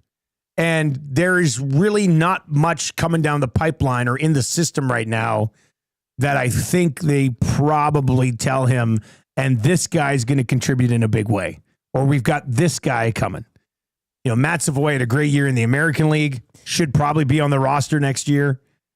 The future but is like outside of that, there's a couple of guys, but I think I saw pre-draft somebody ranked like all of the prospect depth charts, and the Oilers are like 29th out of 32. So for me, the selling the Oilers is to McDavid. Selling them is cap's going up significantly. Here's how we're not going to screw it up. Right? Is that not what it is? Yeah, and the cap going up. And I've heard Tommy speak about it. And we had one texter this morning saying like it's next year is perceived as maybe the off year. You maybe do something, and then the year after, with the cap going up, then you really kind of you strike or. But yes, to the question, the future is tomorrow, and just tomorrow, it's the window right now. You take it in 5, and then you get to the end of that, and then you can continue talking about the future from that point. But it's the window they're in. Adam from Lloyd has texted in a Gary Bettman / the Batman mashup. I think you should take it. We should all take it. It looks good. It looks great. It looks really good. He is the Bettman. The Bettman. I am Bettman. I want to see Gary Bettman do Christian Bale Batman voice. I think you could pull it off. It took me a while to get used to Christian Bale's Batman voice, but then I ended up really loving it. Yeah, Bettman's more of a Clooney guy. Question number 2. Hey guys, question for Dusty. Which play in football do you get most excited to broadcast? It's a good question. It's got to be a Tavon Campbell pick 6 for 98 yards. To end the half on that pop? You just feed off the crowd so much. So when it's a home game like that for a team and something big happens, it's tough to not get fully like losing my mind on it. And a pick 6 on the sideline, like how those happen. Yeah, like how the receivers, and then boom out of nowhere, and you catch it on a run, and you're gone. Yeah, he's gone like right away. Yeah. Right away, as soon as he got it. Like you don't get those very often. I will. Let's just pull behind the curtain here for a bit on that one. So I see the pick on the far side of the field. And obviously the crowd erupts. I'm losing my mind, but I couldn't tell who it was because Lacombe wears 25 and Campbell wears 26. And I was like, in my mind, I'm trying to process which one of those two guys it probably is. As I'm losing my mind, as the ball's going back the other way, I kind of poked to my stats guy because sometimes if they know who it is, they'll be in my headset and they'll be like, it's Campbell. And then finally I was just like, well, I mean, it was on the far side of the field. It's not going to be, unless they're moving some guys around, it wasn't going to be Lacombe. So then when he got to like the 30, I was just like, you know what? It has to be Campbell because Marcus Sales is their other corner. He wears 8. I was just like, so then at the 30, I was like, it's Campbell. And then when we cut to a lower shot and I saw him in 26, I was like, thank Justified. God. Thank God that's the guy. So a pick 6 is good. I get really excited for any touchdown from both teams. I think a Zach Caleros rushing touchdown, though, probably gets you. I got pretty excited for that one, too. It was third one in a decade. They don't happen a lot. But there is nothing better to call, including an overtime winner in hockey. There's nothing better to call than a kick return touchdown because you have the time to ramp it up. Yes. It's a really good 15 seconds or 5, it feels like 15 seconds. I don't even know how long it would be. But the anticipation when Mario Alford or Janarian Grant or somebody breaks one, it's just the best. I love it. You can do the yard countdown. Well, that's the thing. And then you mix in like race is on and like all this stuff. Then especially with like, so Janarian Grant and Mario Alford are 2 of the top 5 returners in the history of the game. Janarian Grant averages a kick return touchdown every 4.8 games. Alford's every 5.2. Giz was like every 6, but Giz had like 28 called back due to penalties. He was a freak. So we've got a couple of elite kick returners in the league right now. And nothing against touchdowns and pick 6s and deep shots or a running back doing something phenomenal. Give me one kick return touchdown every game, and I would do this job for 40 years. Like maybe a quarterback sneak too. I can still get pretty fired up for those. Well, Tommy Stevens, yeah. Tommy Stevens is one of my favorite players in the league, and all he does is sneak it head for 4 yards a time. Did get stopped though, which was highly surprising. That was like when Donnie didn't roll a strike in the Big Lebowski, and then got killed by Nihilus. Everybody kind of shortly after. Did that just happen? Yeah. So the like on an overtime goal, and I've called a bunch of overtime hockey goals, and it's great, but there's not a ramp up to it, right? It's just like it happens, and then you're like, ah. Yes. But with the kick returns, like gets it at the 10, Nate tries to find a hole. He's got something cooking. You might even see a reverse. I mean, a reverse for a touchdown. That's your combo. Oh, that was stack. He reversed it, and he's got space. So that would be the best. Yeah. Question number 3, guys. It's National Social Media Day. I know it's not perfect, and Trev has deleted some of his, but what is or was your favorite thing about the social media era? Like even dialing it back, I guess, a bit. ICQ was... Oh, God, ICQ. My buddy married a chick on ICQ. Absolutely. Yeah. Relationships were made. They were maintained. They were broken up. Was good. They were... I mean, that was my first taste. So you'd get that bar on the side, right? Yeah. You could have an NA message, an away message, a do not disturb, whatever, blah, blah, blah. And then you'd have your little nickname that you could change all the time with like wingdings and stuff. But then you'd have your info, right? You'd type in like where you lived for some stupid reason. That was dumb. But yeah, ICQ. And then you'd ramp up the program, you'd click on it, and then there's a little noise. I had it in the system for a while. Yeah.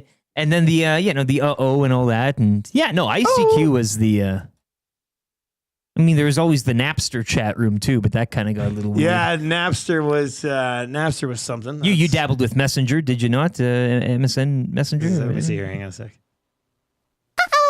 There it is. That's the ICQ. Yeah. I was more ICQ guy than Messenger for a long time. Then I eventually dabbed into Messenger. Died both on the go, and you're just kind of... Oh, yeah.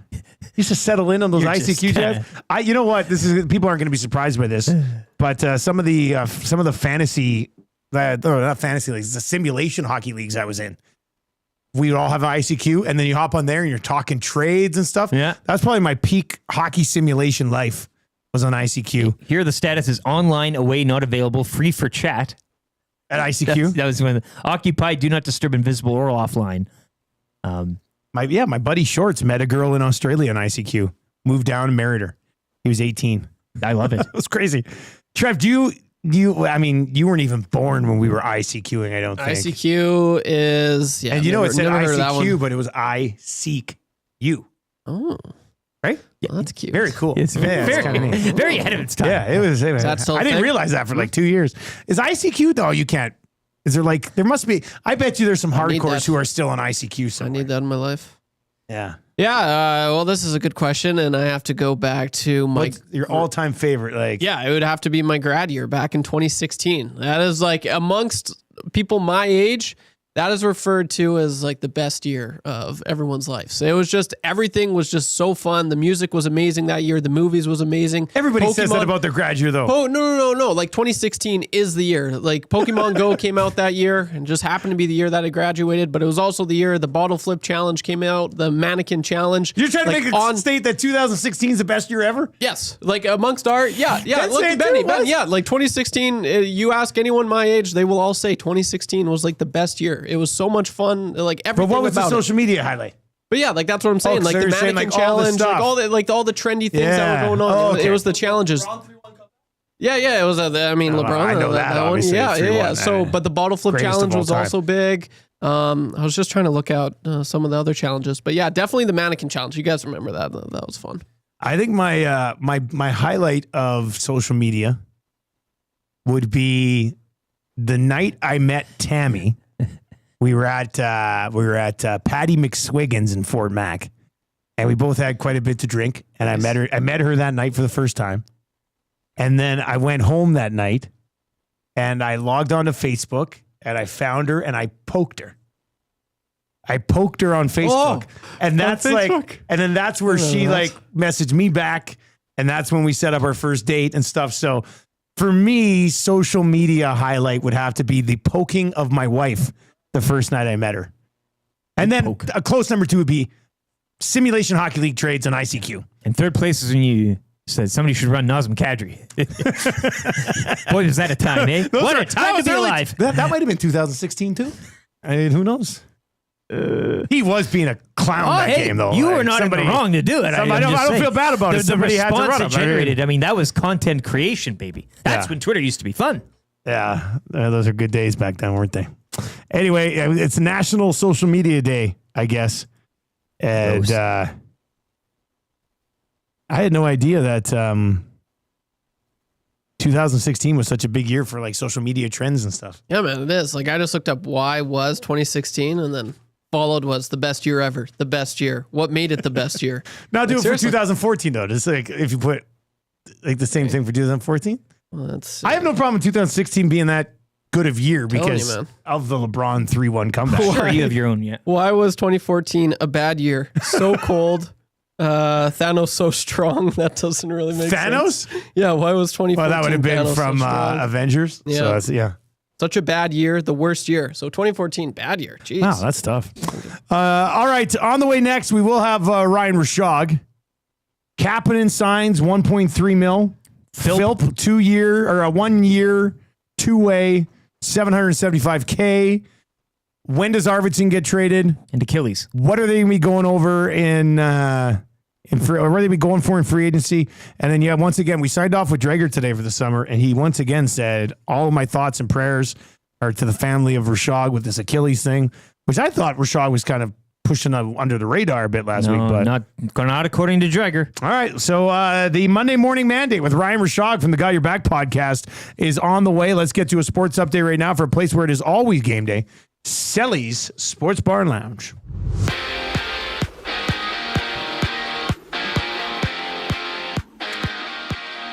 Yes, the Oilers making a few moves this morning, re-signing forward Kasperi Kapanen, 1 year, 1.3, while they've also re-signed forward Noah Philp to a 1 year, 2-way deal with an AAV $775. Bruins have re-signed 3 players, Henry Jokiharju, Michael DiPietro, and Johnny Beecher.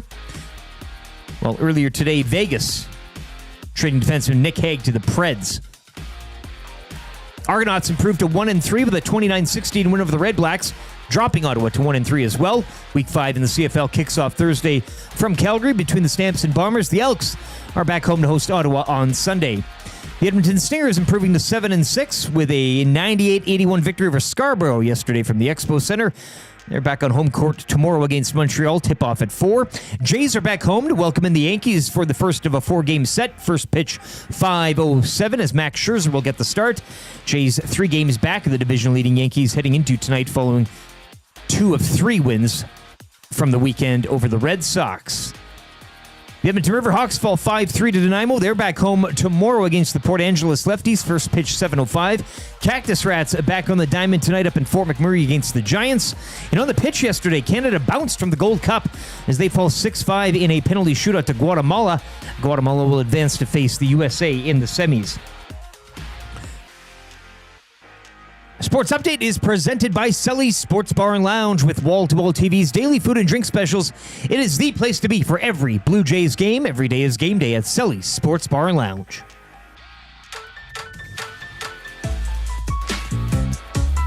Timberlake rocks. Is that a mandate of yours? God, what are we talking about here? Good question. Can some of it be about sports? Yeah. All he needs to do is just get in front of people and state his case. If they had the mandate from the people, blah, blah, blah, I don't know where that information came from, but I would question it. Time for the Morning Mandate with Ryan Rishaug. This is what sports broadcasting is all about. You know what? That may be a good point, Ryan.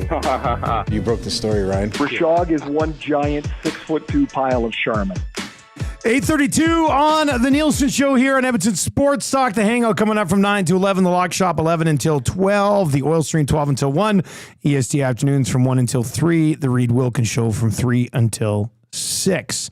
We're coming at you from the Popeyes Louisiana Kitchen studio today. We'll get to a few more of your text messages coming up. The Edmonton Oilers somewhat busy taking care of some in-house stuff. Philp this morning signing a 1-year, 2-way deal, $775, and Kapanen getting a 1-year deal at $1.3 million. We're going to discuss all of this. It is the Monday Morning Mandates with Ryan Rishaug from the Got Your Back podcast, available on YouTube and all podcasting platforms, and of course Shaggy with TSN as well. Let's bring him in today. A big day. Free agency looms tomorrow. Shaggy, what's up, man? How are you doing? Good. Last one of the year for us, buddy. Last one. Another season comes and goes, eh? I know. It's crazy. But lots to talk about today anyways. Yeah, that's for sure. Just on the Achilles quickly. Dreger brought it up again today, so I'm wondering if it got worse or if it's still just how it was last week. Yeah, it's going a little slower than I'd like. Okay. Haven't been able to golf yet. Not quite walking normal. But it's going to be fine. Okay, good. I'm going to be just fine. There's no surgery coming here, right? Like there's nothing like that. Yeah, as much as I love everybody talking about it nonstop to me, I'm really going to miss that. I'll be fine, buddy. It's all good. All right, Shaggy, let's just start with the two things that moved today. Philp, league minimum, 2-way, and Kapanen gets $1.3 million for another year. Your thoughts on those two moves? Yeah, well, and I heard you guys talking about Kapanen. You know, I think there's going to be those out there that are kind of feeling like he should have been a league minimum guy. But I mean, you got guys that don't even play in the NHL that are getting above league minimum, right? So Tomasek is an example of that. Yeah. I just don't think you're getting Kapanen for that. And the Oilers needed to make a decision. Was he a player that they felt they needed to get back? And what are you paying to replace him? So the regular season was a little inconsistent, up and down. That's all fair and good. Probably played his best hockey of the year in the playoffs, which you like. I think he was half a point a game in the playoffs. Yeah, 6 points. He had 6 points in the playoffs. I think it was 6 and 12 or something like that. Yeah, don't shake a stick at that. And the thing about him is he's got size. He skates really well. He's got a really good shot. I think there's a little bit he could probably. He's one of those guys that it's not like he's maximizing every ounce of his game, through the regular season. There's stuff left on the table with that guy. You watch him in practice. I mean, he's ridiculously skilled, got a really good shot. But he played well in the playoffs, showed himself to be an option to move up in the lineup if need be. And I just think the Oilers, I think they're going to move on from Brown. My sense is they end up moving on from Corey Perry here unless they can figure out that bonus structure and get that worked out. You got to have players, and preferably they're bigger players that can skate. Do you think there's a path to Philp being a fourth line center to start next year? Yeah, 100% there is. Have a great summer and come in and crush it in camp. I mean, I don't know if the Oilers, how aggressive they're going to get in filling this need. So big picture, here's what I think is at play. And I know you asked about fourth line center, but it kind of affects that. I think the Oilers are going to move Victor Arvidsson. The big question for me right now, are they going to move Adam Henrique? So he's got the no move clause. At a certain point, they're going to have to get permission. You're going to have to find a spot for him if he's willing to go there. If the Oilers can move Adam Henrique and Victor Arvidsson, now you've created enough money to meaningfully try and address Leon Draisaitl's wing, right? You've got enough cap space at that point. Let's say Bouchard comes in at 10 and a quarter, right? And you move those guys out with these signings here today and the roster starting to fill in. Well, if you can accept that Matt Savoy is going to be on the roster at 886, if you can accept that Noah Philp is going to be on the roster at 775, and that between he, Matthias Janmark, you have a fourth line center any night you need one, if you can kind of accept that. And now you've got the goaltending scenario and a top six position.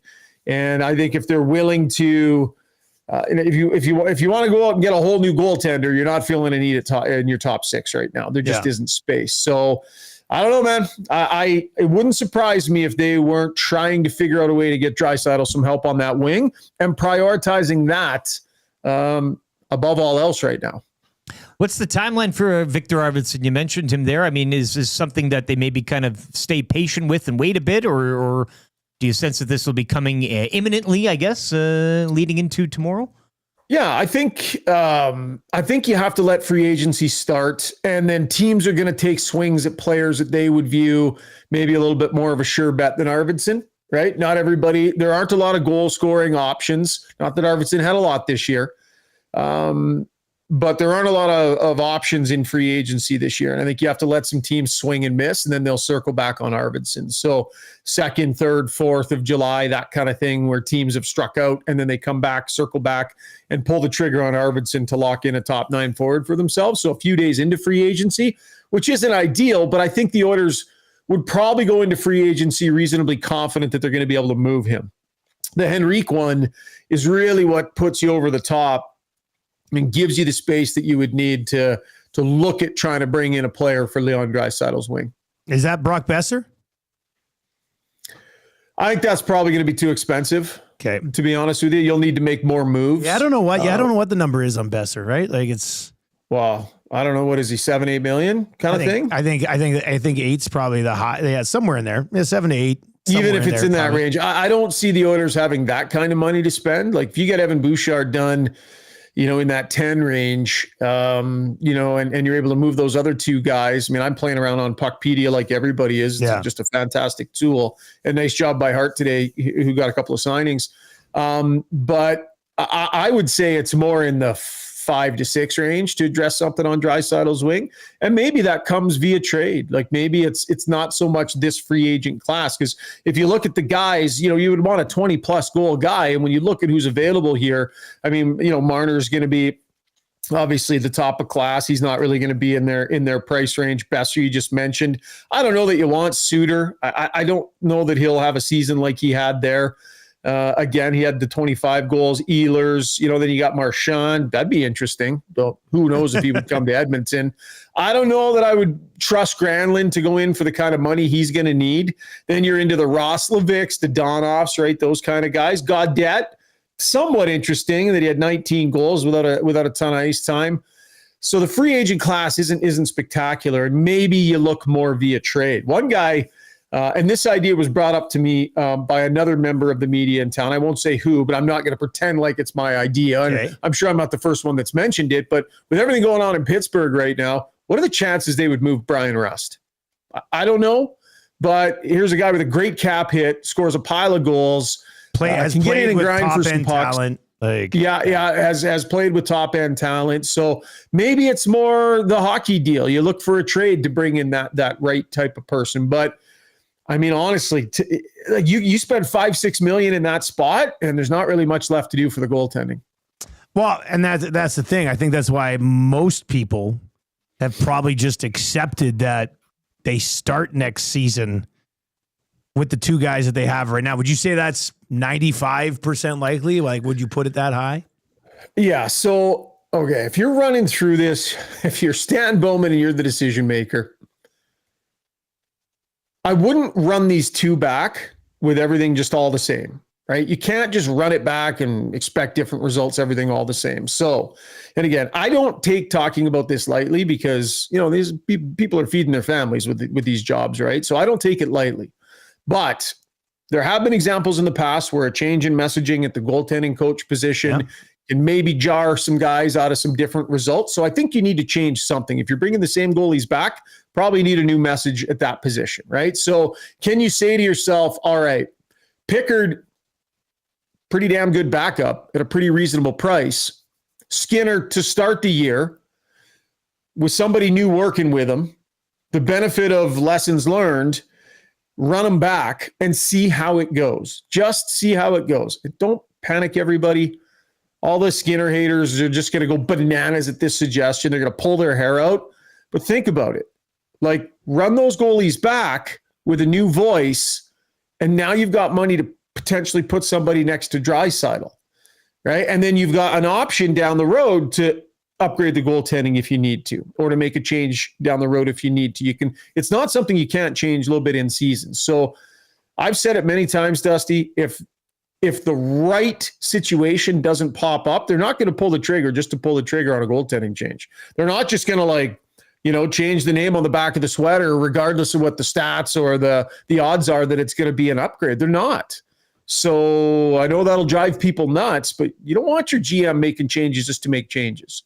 So let's see how it goes here, but maybe they run it back, new voice, see how it goes. It's exactly what I said last week. Like, if you're running it back, you can't run the whole package back. Like, and we looked into the Florida Panthers, and they've got like a goaltending department, like even maybe just an additional voice or something along the lines between the pipes. So there would certainly be an angle to look at. Some bigger picture stuff here, Shoggy. What do you think the term's going to be on Bouchard? Well, I mean, we keep hearing that it's, and the main insiders, they talk about it being a bit of a shorter term, and you keep the dollars down a little bit by doing that. So that would make some sense. So I'm going to say in that 4-year range, 4 or 5 year range, the likelihood that they just lock them down to an 8-year deal, that feels less likely than going a little bit shorter term. So, the Dobson deal helped. The Dobson deal helped the Oilers. Evan Bouchard has an entirely different resume when it comes to playoffs, and you cannot discount that. So if anybody thinks that Dobson's deal just flat out sets the market and that's what Bouchard is worth, it doesn't. No. Bouchard's shown he's an all-timer in terms of playoff production. Dobson has not.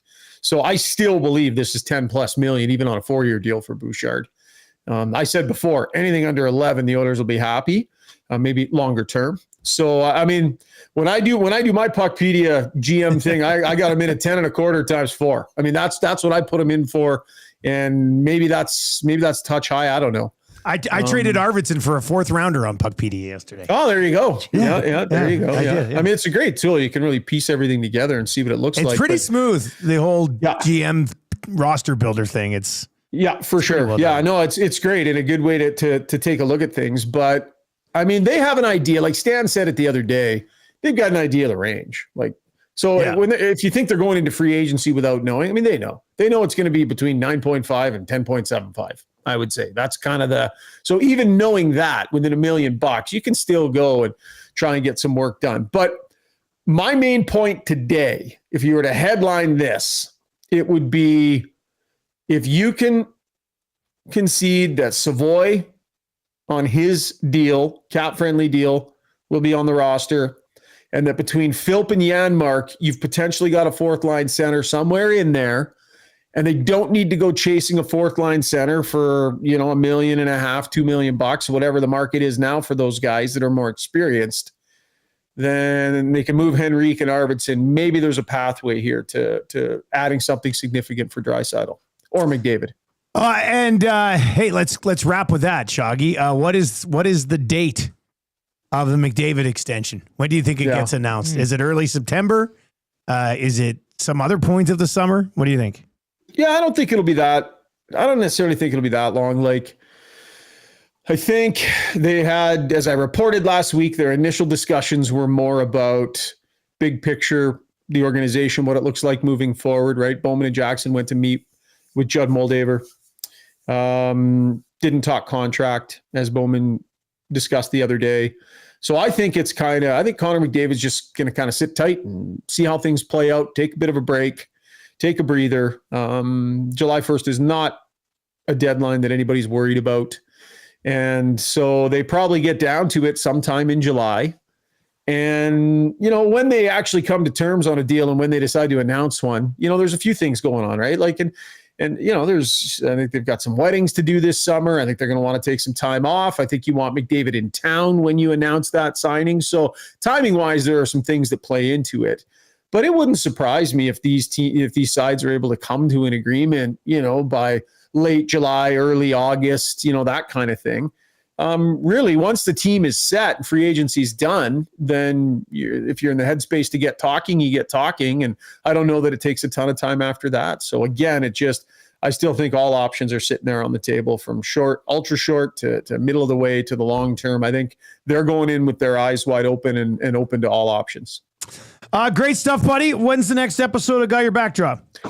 I think we might drop one tonight, pre-free agency, and then we'll do one more post-free agency, and then we'll take a little break over the summer. And Dude, do you have a cottage that you run to, like all these other guys at TSN? Like a cottage? Yeah, you got to get a cottage like all the other guys, cottage, right? I think cottages. Do we have cottages out here? I don't know. Ontario. That's Ontario. We have cabins. Yeah. The lake. The lake. We go to the lake here. They go to the cottage country there. Yeah, we go to the lake. Well, we got a place up at Cold Lake. Randy Dean's family has a place up there, so we'll do some boating and fishing up there.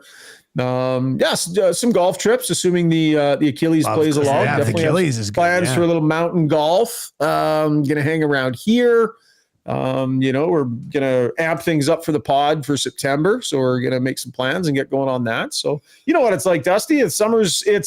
It's a bit of it. Well, maybe not for you because of your CFL duties, but this is my busiest time of the year. Yeah, your busiest time of year. Yeah. So, well, never mind. But it'll be a break. Struds and Brownie need a break. If they don't get a break, they're not 12-month-a-year guys. The quality dips way too far in months 11 and 12. We need to give them a break. A refresh for sure. All right, buddy. Good stuff, man. Well, you have a great summer. All right. Yeah. And hey, anything massive tomorrow, I know you guys will be on air, so happy to hop in tomorrow. Yeah, we'll be on at 10. So, if anything major happens, we'll fire you a text. Yeah, shoot me a text. All right, boys. Sounds good, man. There you go. That's Ryan Thanks Rishaug, everybody for TSN. watching, listening. There you go. What a guy there, eh? Ryan Rishaug. The Achilles thing I worry about for his summer activities, but Got Your Back podcast over on YouTube, all podcasting platforms as well.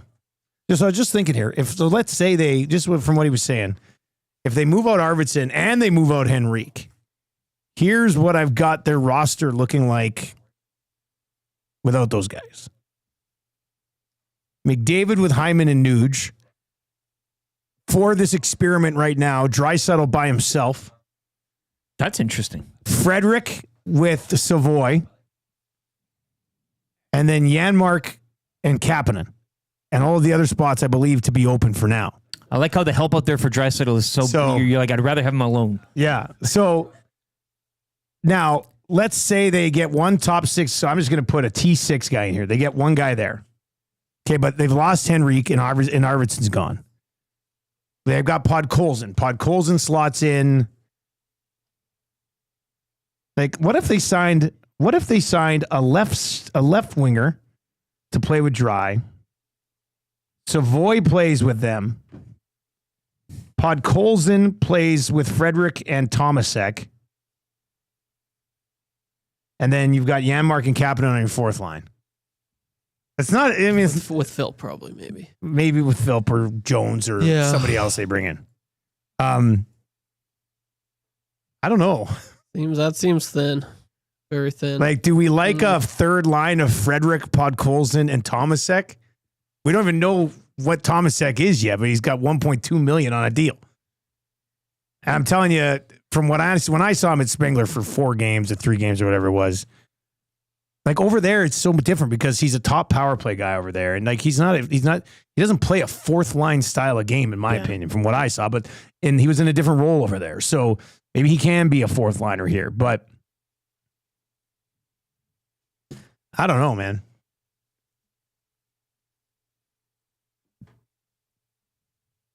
Like, Trevor, you ready for Savoy to play top 6 too? I think he'll get a good look. I think he kind of has to get a good look. Yeah. That bottom 6, that kind of just reminds me of Patrick Russell, Kara, Archibald. Well, but 4 of those guys were in the bottom 6 last year. Then you're adding Tomasek and yet to be determined on the left side. Now you could go Philp in the middle. Janmark could play the wing. It could be Philp, Kapanen, and Matthias Janmark as your 4th line next year, right? So there's that, I guess. Here's Shoggy. So yeah, he's like I said, Podkolzin. Yeah, so Podkolzin with Frederick. That's what I had, and he had Kapanen there, and then Tomasek with Phil. Yeah, so kind of this is exactly what I laid out, and then he's got Savoy with Draisaitl, and yeah, I'm glad he sent me this. This is kind of pretty much what I'd laid out. So the left wing 2 spot is the one spot that they would fill if you're okay with, third line of Podkolzin, Frederick, and Kapanen. Those guys crash and bang a bit. It's not a third line that would match Lindell, Luosterainen, and Marchand. No, but we're not looking by any stretch of the imagination. But it's better than the 4th line. Not there just yet. So there's that. And then you got to go find a winger for Draisaitl and Savoy. Kuzmenko. I don't know where people come out on Kuzmenko, but I kind of liked him with LA. Love him. I think he's a little bit of a is it the right fit? I don't know, enigma. Yeah, sure. So Shoggy says Janmark and Podkolzin battle for the 3rd line left wing spot throughout the year. What happens if they can't land like what if they don't get a winger for Draisaitl? Now he said you could go trade for somebody too, I guess. It doesn't just have to be a lackluster free agency. They could get creative. There's lots of things that could happen. He didn't mention Mangiapane either as he was going down the forward list. Are we kind of... Let's see where things go. Where are we on that name? There's lots of options. RCN says Nuge, Draisaitl, Savoy. And then McDavid and Hyman with somebody else that they could bring in. And maybe go a little bit cheaper because that person gets to ride shotgun with McDavid and Hyman. Yeah.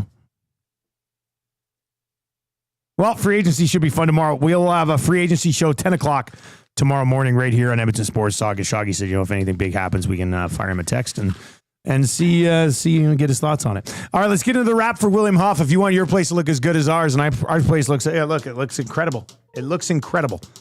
Let's look at it. If they didn't move out Henrique, sorry, if they didn't move out Henrique, you could just play Henrique on the left wing.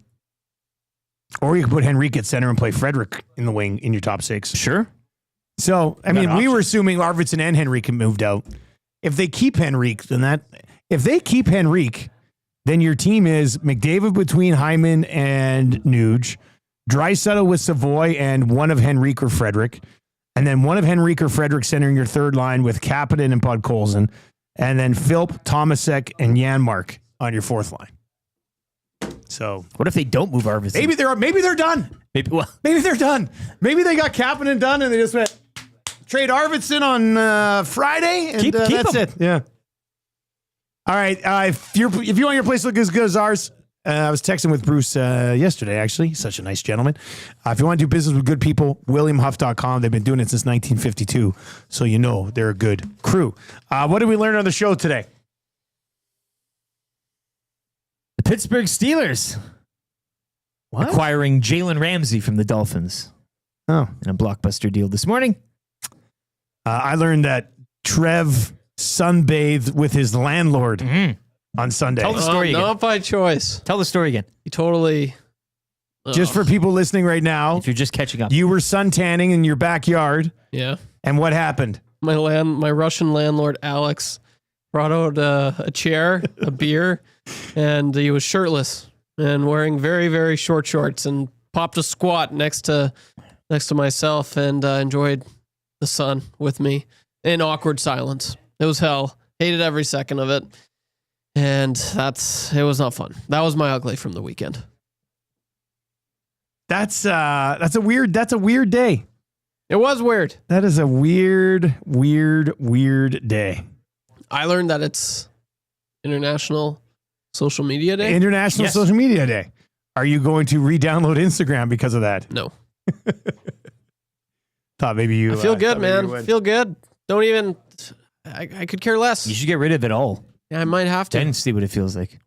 I feel happier. You don't need it in this line of work. I'm laughing more. You do, eh? You're more joyful. Yeah, I'm getting up and at it every morning. It's great.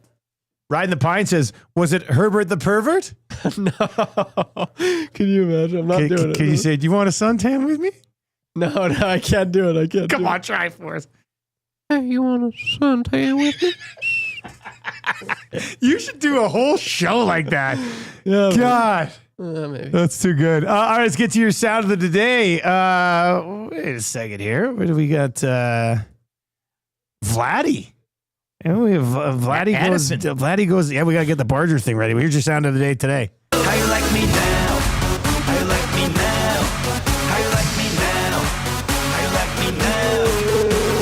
Hey, where'd you get that body from? Where'd you get that body from? Where'd you get that body from? Push it down the left field line. Gone! There it is, right there. I got it. Hey, where'd you get that body from? I got it from my Vlad.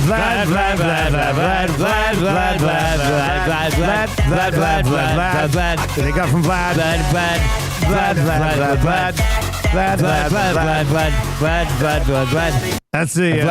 That's the home run song. Is your sound of the day today here in the wrap.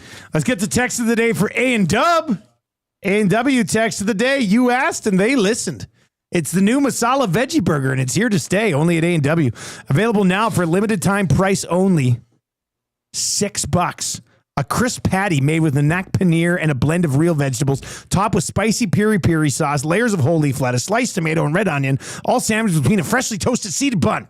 Full flavor veggie burger that's here for good. Get your hands on the limited time price $6 Masala Veggie Burger today, only at A&W. Text of the day today. It's going to be going to Big Maple. In Soviet Russia, Alex tans you.